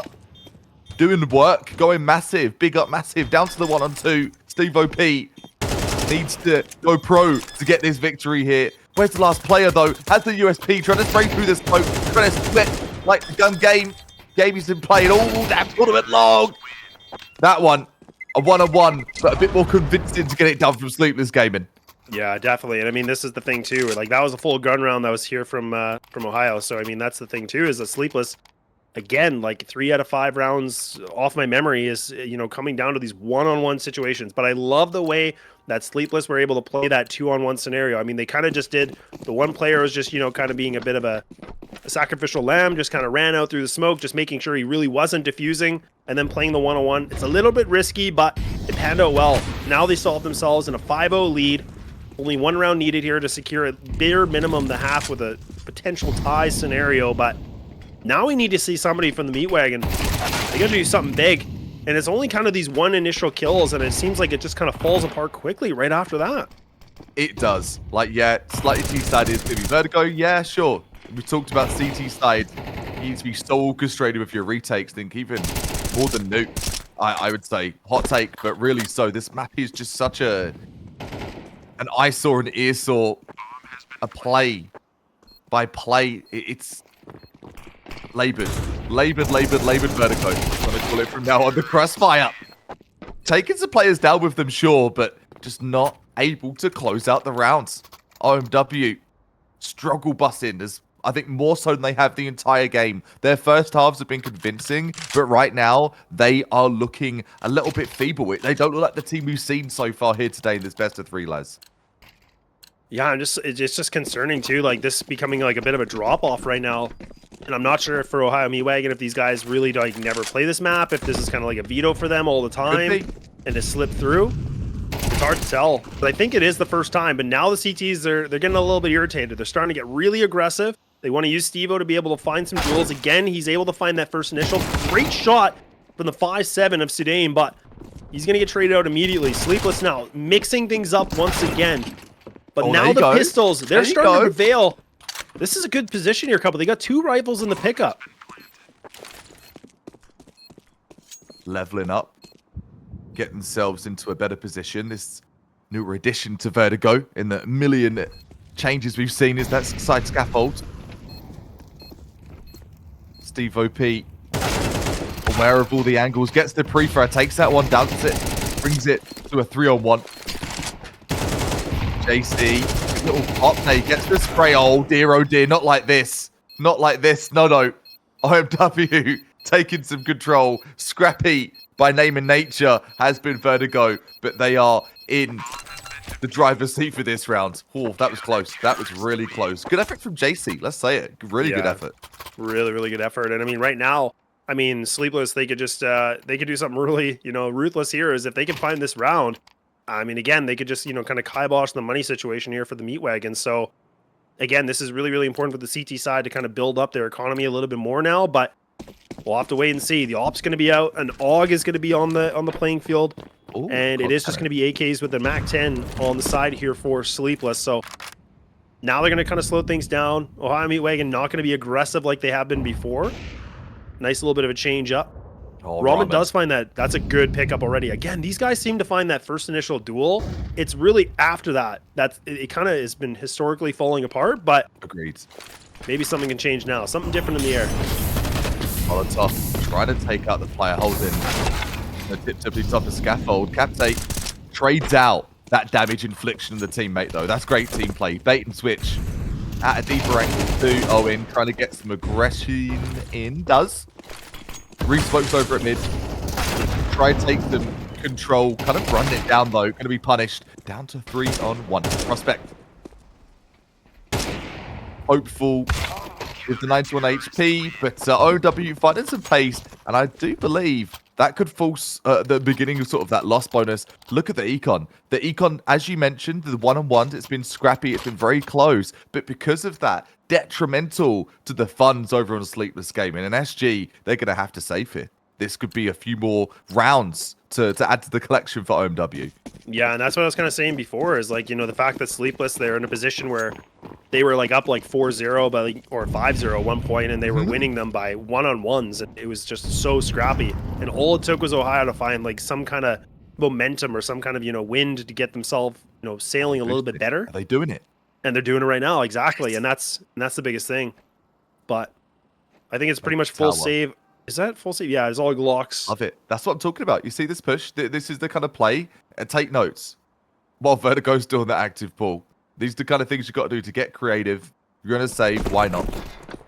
Getting straight into sight there. Get that couple of seconds advantage. The push. This is crazy, right? You've got a little bit of Spectral, maybe a bomb down, but the recovery coming in from the Meat Wagons. Love the creativity coming from Sleepless, though. Yeah, it's definitely getting a little bit better. Like, I mean, in those kind of situations too, like you don't have any money invested. You got to do something a little bit unorthodox. You got to try something, a little fun, but I do like it. I mean, might as well just try for the boost and a big old swing, and it doesn't work out for them, but hey, I mean, no harm, no foul in this kind of position. And now the guns are back on the playing field. And again, we have to see what Sleepless can do a little bit differently. We've noticed so far, they lose a first player so quickly in the beginning of the round. I'd love for them to switch that up. I'd love for them to be able to find that opening duel so that they can get the first pick. But no, Ramen is going to do one better. Let's go. The premium Ramen. Top shelf Ramen. Steve OP been the top shelf rifler. Over peaking. A bit overexcited. You can't blame him. When you are that sort of that powerhouse of a fragger, overexertion happens. All parts of the course. Cap tight. Trying to double down. Hey, Steve OP was here. You expected me here as well. Hides in the smoke. I love this tuck. I love this tuck. This could be the best play we've seen all tournament long. Best of 3. Cats, like, if they are able to execute off of it. Oh, I don't know. Free fire to the wall bang. Oh no. Oh no. A pivotal play just crumbling away. Yeah, and Ramen again needs to be able to find a good connection with this all, but instead they're going to pull back on this. Still lots of time, so they can definitely make the rotate. And that's a free site. I mean, they already have, I think that's Prospect, if I'm not mistaken. He's already pushed all the way through, essentially, so he's already got himself so much information. Geo knows, though. Geo has no idea. No idea. Oh! Yeah, that's really, really unfortunate. Ramen now needs to save this op. No question. And, and Prospect, good night. So long. Night. That's a long drop, brother. Didn't bring his parachute, did he? He did not. Damn. This isn't Warzone, my friends. Can't jump off those skyscrapers without full-on punishment. The shake of the mouse of, oh no. I just fell to my doom. It happens to the best of us. Don't worry, Prospect. Good little one tap. At least you went out in flames. At least that's something Prospect can say. Did get a one tap before, guys. Don't flame me too much.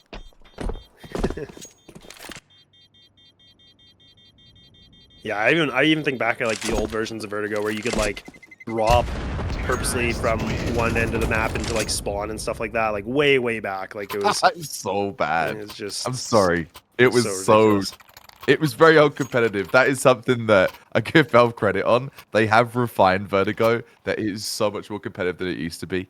It used to be a meme map, and it is still for a lot of people in some way, shape, or form, but more competitive. As you see this game, it was 6-0 down for OMW. They're back on the bite.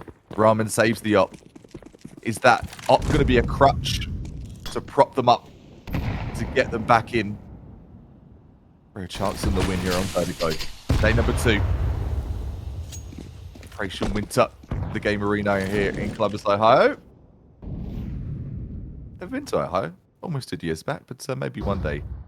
Heard lots of culture, lots of gamers as well. Actually, coming out of the shadows, coming on down to LAN and just ripping it up. Love it, man. Love it, love it, love it. Are we gonna love this round for OMW though?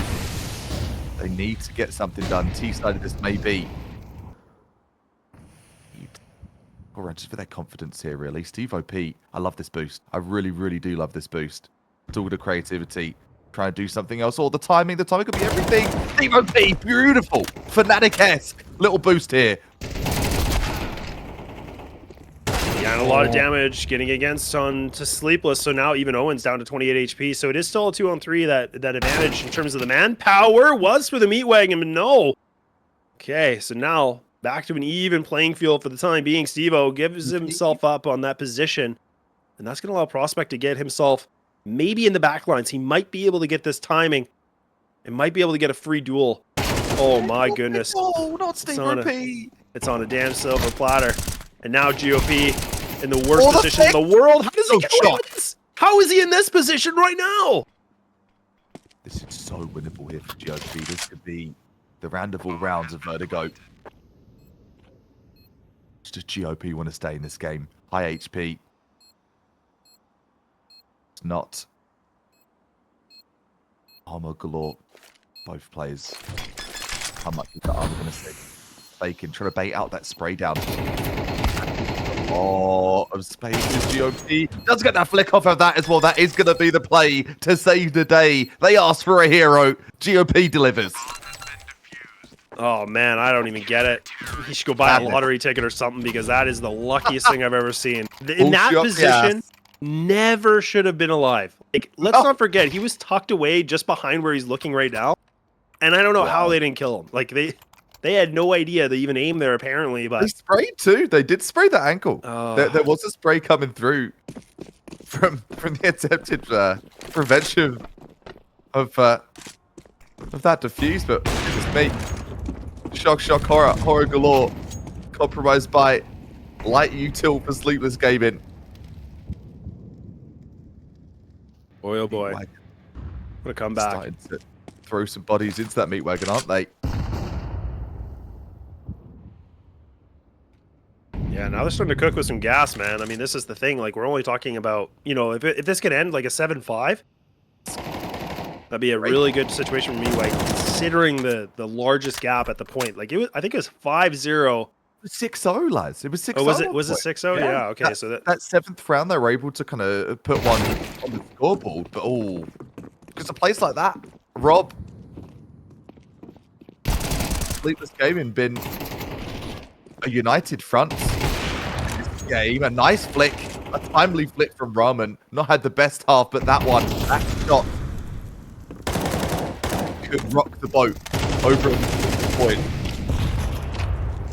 4-on-3, 2 players, mighty bloody low. Now the flick, the spray, yes, GOP.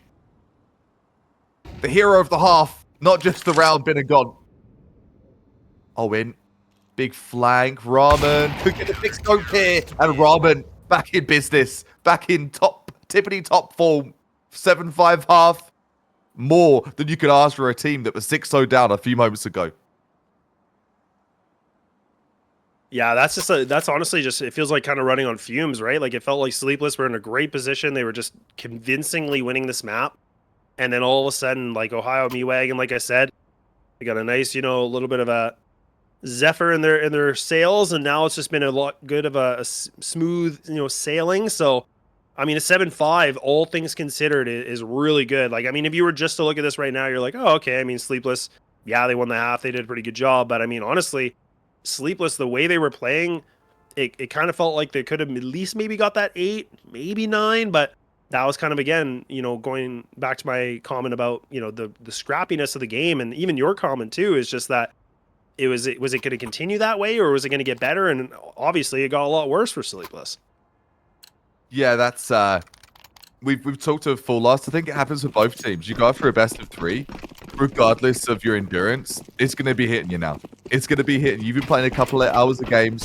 You've had a couple of breaks short, but your aim starting to falter slightly. Harder to get indulged in for those much open situations, and OMW taking A ramp by storm. They've got the smoke set up, looking like they've got a plan, something they want to stick to. Saying that, the split, he could be going from mid. Brick could be giving up that mid control, lets him go through scaffold, walks into the pincer, takes that one, traded out, might it be. Oh, the drive-by, Brick coming in. Frags all over the place, USPs just being shoved right at him. Muzzle stuffed to Sleepless Gaming. The Glots to fire back down to the 2-on-2. Low HP. Got OMW to come through. Oh my, that's a great shot, and a little bit of a drive-by. I don't know what's happening now. I mean, now these dualies got to make some kind of a connection, but Prospect trying everything he can. He's just distracting them, and now he's getting some good positioning. Prospect, he's doing good, but no. Sudan's going to be able to find him, just eradicates them, and they will keep themselves in this game. But my God, that was just the most intense way to get it. What is this? This is right down to the every last-ditch effort. Barely able to pick that round up. Getting it done, though, nonetheless. Yeah, and it's in. Go on, man. Go on, please. No, I was just gonna say, I actually really like that they called the tack timeout right away, because, again, like when you win that pistol round, it's always really good to just have a really solid game plan when you're kind of moving into that second round, just because you want to be really careful about what's going to happen, because we've seen so many times from both these teams in this entire, you know, best of 3, is a lot of these second rounds have actually gone the other way. Like, it's been, or if it didn't go that way, it was very close to doing that. So I think it's just kind of like tightening things up a little bit, which I'm not against. So let's see if, you know, Ohio Wagon got themselves a little bit of preparation with the double Galil and the rest of Mac 10s. They kind of went heavy on the util for 2 players, but let's see what they got in store for us, because this is going to be important for them to keep as many players alive as possible. So far, so good, though. Indeed. Tread around.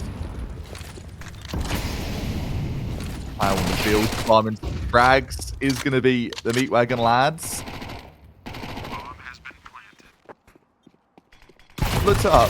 I've got a little stat for you here as we just have this plowing round for OMW. Get the bomb down as well. Maybe one more frag from Prospect. Not looking... it's going to be a high Prospect percentage, though. Hiding in the corner with the Deeg. How many times has this map been changed? That is my question to you. Just a spitball guess. How many times do you reckon?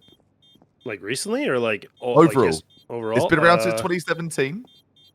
Oh, that was when it was removed, pardon me. And that the sort of the first changes started to happen. But since then, how many like set changes, like overall, has there been with how many times it's been in and out of the circuit with patches? Go on. Have a guess. I'll just say 3. You're very close, actually. It looks like it's about 4 times. 3 to 4 different times this map has been removed, re-added, changed. Valve have tried so many different ways to kind of switch this map up to kind of remove the cheesy plays. But as you saw from that boost, and as you're seeing, it's a very set way of playing this map. And so far, as you said, so good from OW. Sleepless didn't get as many rounds as they would have liked to on the T side, so having to do a bit more hustling on their CT side. Can OMW do anything different though?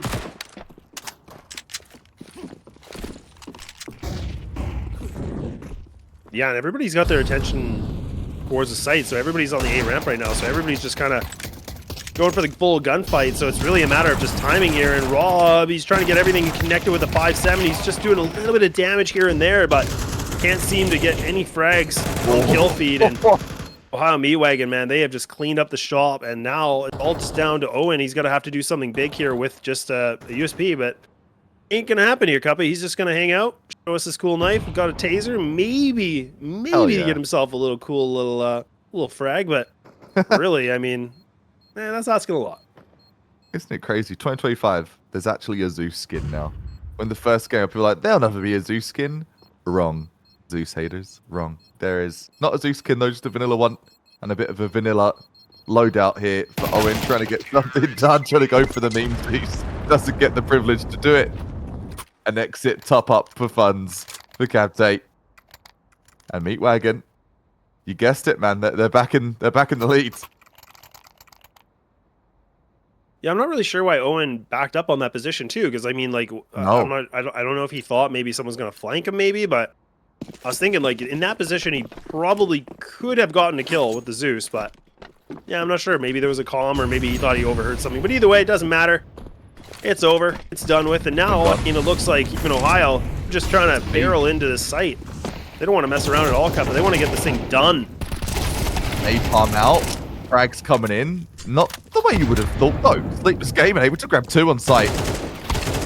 Holding firm, holding steady. GOP, the wall bang. Showing off for all to see in the last of this best of 3.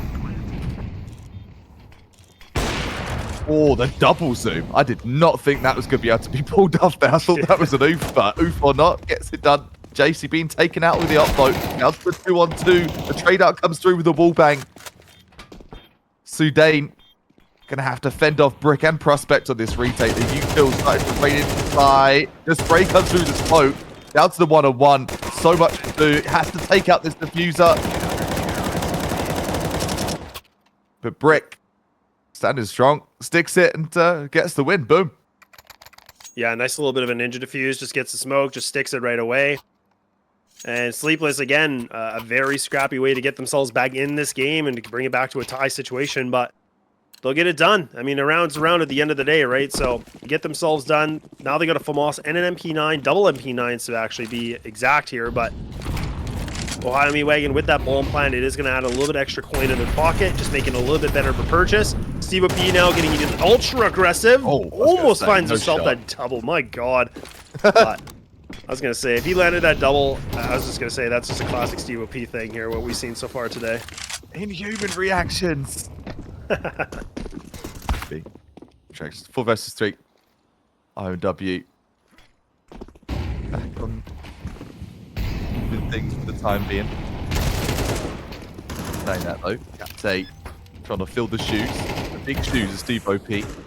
Lots to do. Has to get aggressive with the frags, and they will do. Sends Brick flying off the map. Yeah, and another save round once again, right? I mean, this is the thing where You know, Ohio Meat Wagon, I mean, since their timeout, they've really figured out a better game plan, right? I mean, they're putting a lot more aggression into this. They're just using the firepower. You know, we talked about this on Inferno where, you know, for Ohio Meat Wagon, everybody's really starting to step up. I mean, GOP is definitely the guy that, you know, he's only sitting at a 13-11 in this game, but he has honestly been able to find some really good openers. He was able to find that clutch, you know, a little bit earlier on. Like, he is having himself a really good third map right now. So there's a ton of impact that he's brought into this to keep them in the contention of moving on in this tournament. So they're up by 9-8, but I'd love to see Sleepless go for another timeout here. They really got to figure things out. They're starting to look a little bit, you know, quiet over there. They're starting to look a little bit unsure of what they're doing, and they got to change their plans immediately. You start to see a bit of a look of concern in their faces. That's the beauty of LAN. We can get a bit more understanding, and I think rightly so. Big Wagon players, they had endurance, they weren't showing a bit earlier. They had that sort of gift of the first half advantage. Not so here. Starting to be a dominant force. Dominant as a team. Sure, it is going to be a bulldozer round, but they're against the light by. And you bring up impact frags. That's such a crucial thing in any FPS. Impact frags being important frags at important times. Not just, oh, they got an ace on a 5 versus 5. No, it's clutch situations with a low buy. Giving a couple of prime examples for those to kind of expand your understanding. And oh my, don't need to understand much there, just to muscle stuff with the deagle coming through from it from Rob. Low HP, an AK. Just save it, you go for it. I think you're that close to sight, but hard to leave. And no exit allowed. Entrance only. You shall not get out, said OMW. Yeah, now it's going to be the gun round, though, right? I mean, that last round was a little bit more of a kind of, again, just a weird, scrappy round with pistols and deagles and 5.7s, you know. And kind of funny enough from Ohio Meat Wagon, like the fact that they were playing that aggressive. Like, I think that, like, the ego and, like, you know, they're getting a little bit excited now. They're starting to kind of, you know, just go, you know, frag hungry, which almost kind of bit them in the behind. But nonetheless, it's Ramen once again. He's finding these opening duels. Like, honestly, like, I don't have the stat in front of me, but like, I'm pretty confident it's like 8 out of 10 times minimum that he's getting these opening duels. He seems to just get the op and he finds a duel instantly within the round. I want to point out there though, he got first blooded with the inflicted damage. I believe JC had the op 2 had a rifle as well. Took him down to close to 1. Rum firing back though. Before Steve OP is going to be removed, deleted from the equation. Brick picking up that op, doing their best JC impression. Right, climbing though. One player just make it through the scaffold, gets 1, can't get 2, down to the 3-on-2. GOP. They're gonna make a play though. Like this is the thing. Like you have Ramen that's very, very low. He's already dead. So now GOP has to find these duels. That's perfect. That's a great time. So now does he have a little bit more to find it? It's a big spray. I can't believe he's in this kind of position once again. The ankle. He switched the ankle. They don't know. Oh, they have no idea at all on prospect. Oh, he's dead. He's the guy. My God, another round comes in for Ohio Meat Wagon. They just steal it away. And like I said, GOP is the man to watch. He might even be trying to contest for the player of the match this entire best of 3 series. Like he has just been able to pull through in every situation. He's now had 2 clutches single-handedly in his favor. And that is a devastating round for Sleepless to lose. They needed that round to stay in this game. They did. That's an econ buster. Right, you're starting to see copyrighted by the FAMAS, the MP9. Hardly anyone has utility. Hardly anyone has over 2 nades. I say that 2 players have 3 nades. That's it though. And you see the smiles from the OMW side, being like, all right, like we're looking good. We're feeling good now. Seeing some fists go in the air, starting to even pre-celebrate. We're close to that match point. They're on the dawn of the doorstep of match point. They deserve it. Sleepless Gaming starting to look a bit dull. They had an edge. They had that like sharp edge to them this entire best of 3. This is such a tough spot to be in. You've played OT. You're in the 3rd map of 3. Not out, but definitely feeling a little bit bruised. Are going to be Sleepless Gaming. Big round for them here. Yeah, definitely a big bruise. That's for sure. It's going to leave a mark because right now Sleepless, you can just tell. Yeah, it is, right? I mean, that's the thing. Like, these guys definitely look a little bit flat. You can even see the excitement's not there. And all they need is one big round. They need somebody to do something big here so that they can feel a lot more confident. They can get themselves back into this game quickly. Oh, and that might be something, but no, he gets overwhelmed now, so not going to be an opening duel necessarily, but look at how fast that Ohio Meat Wagon, they're able to scrape it, but there we go! Oh, there it is. Take down two birds with one stone, and now it's a 1-on-2 situation in favor for Sleepless. They needed something big. I said that they needed a round. This could be it, and they do pick it up. There you go. So maybe they're not on fumes anymore. Maybe things are starting to refuel a little bit. Someone had the jerry can of gas, or someone's able to stop at the gas station and top up the tank for the Sleepless gamers. Maybe the caffeine's what they needed to get them out of that REM of their sleep and into the round with a peep. They did indeed. Good duo, good utility combos. They've got the guns. They've got the weapons to get this done. They've got the technology. Have they got the gameplay they need to have? Prospect knows there's a big push coming over at A-Ramp. Doesn't want anything to do with it. Saying that though, Greg does want something to do with it. Great pop flash. Steve OP gets him out though. Not before. The trade comes back in. Down to the...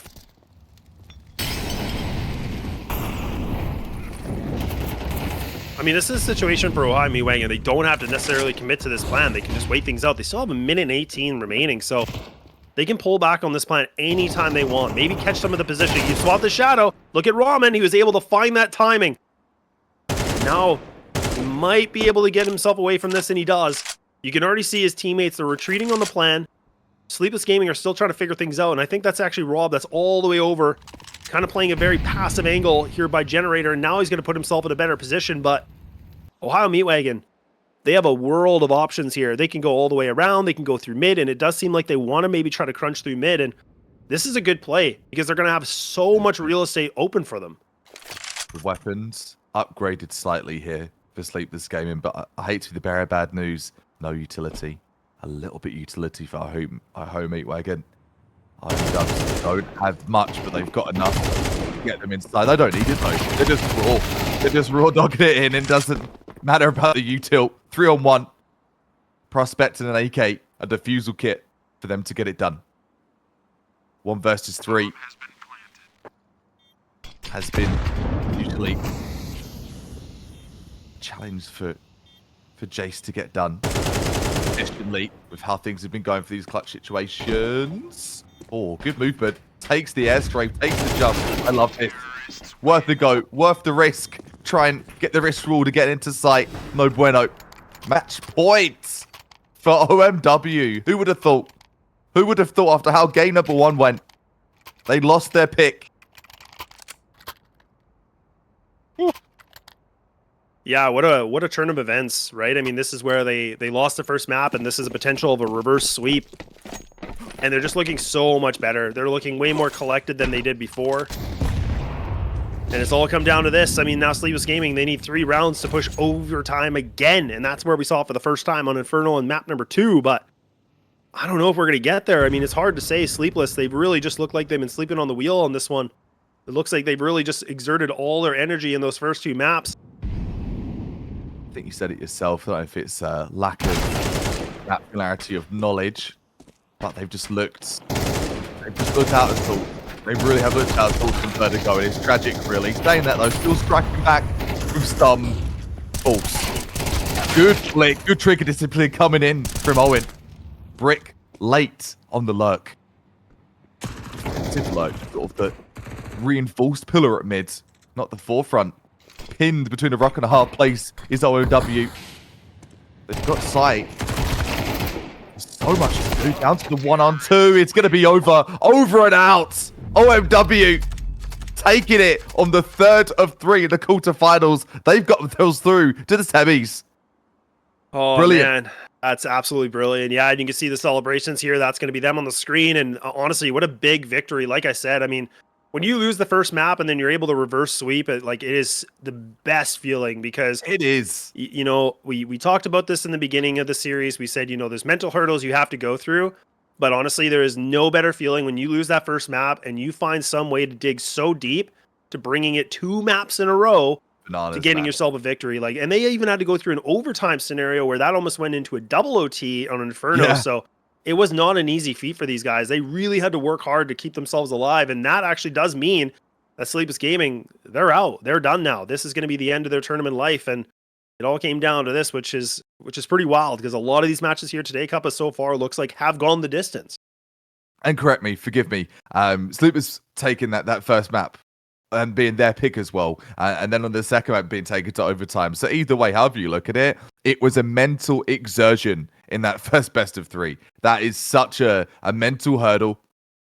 Just stumbling, picking themselves up again, and then taking it on Vertigo. No one wants to go to Vertigo. That's why those maps are like, well, it's the flip of the coin when we get to that third, and well, getting it done in stylish fashion, convincing fashion is going to be the Ohio meet Wagon. And we'll believe in just a moment we'll be having someone from the roster, hopefully GOP, or sorry, GOP or Stero Pete in one of the Pro P players in the team there, doing such an astonishing job, man. Like, what a first best three for us to cast. Yeah, it really just felt like, a lot of the pieces were starting to work really, really well, right? I think I said that a little bit earlier in the series where I thought Sleepless actually looked really good on map number 1 with like their teamwork and some of the communication, but it actually felt like Ohio Meatwagon, as things would kind of progress, they actually started getting a lot better. Like even that last round, they were in a number disadvantage and they somehow were able to bring it back through. I think it was if I'm not mistaken, it was a 4-on-3 or a 4-on-2, and they were able to somehow, Steve-O was able to find himself a double kill and then they were able to just get things done. But that's the thing. Like you could just tell something switched here for Sleepless, but also on the other side of the coin as well for the Meatwagon, right? Because these guys definitely played a whole different level of Counter-Strike than what we saw on the first map, which is always a great thing to see. It is like something, especially I think for newer players when it comes to joining FPS. If you start playing a bit more competitive, every round's a new round. Anything's possible, and it happened here on LAN. LAN, the games are faster. There's less of that ping issue because you're local. You're not going to have so much time between when you fire that bullet and when it connects. Majority of players predominantly play online. LAN is so much different. Faster gameplay. You hear the other players yelling at you, yelling when they win the rounds. It's so much more, and OMW showing exactly why they're on the day number 2. Sleepless Gaming, though, give credit where credit's due. They did have some really good moments here today, just not able to close it out on Vertigo. A map maybe for them to have the VOD review, have a little peek and be like, okay, what did we do wrong here? Was it Vertigo? Was it a Vertigo issue? Or was it an us issue? And sort of taking notes from that to go forward.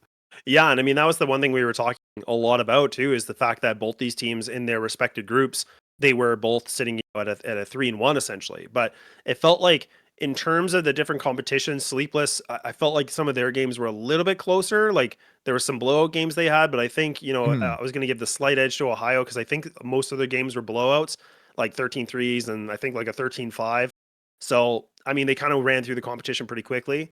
But obviously these two head-to-head were really, really close. But it felt like Sleepless just, I think, again, like that third map exhaustion kind of caught up to them a bit because they had a good lead. And then all of a sudden they lost it. Like they just hit a stump and they didn't know what to do anymore. And they just pretty much went in quicksand and they were gone. So either way, I mean, it's still a valiant effort. And that's the whole thing about LAN. You live and learn from it. But I mean, that's something you just got to give so much credit here for Ohio, because that was a big feat for them to be able to do what they did. It really was.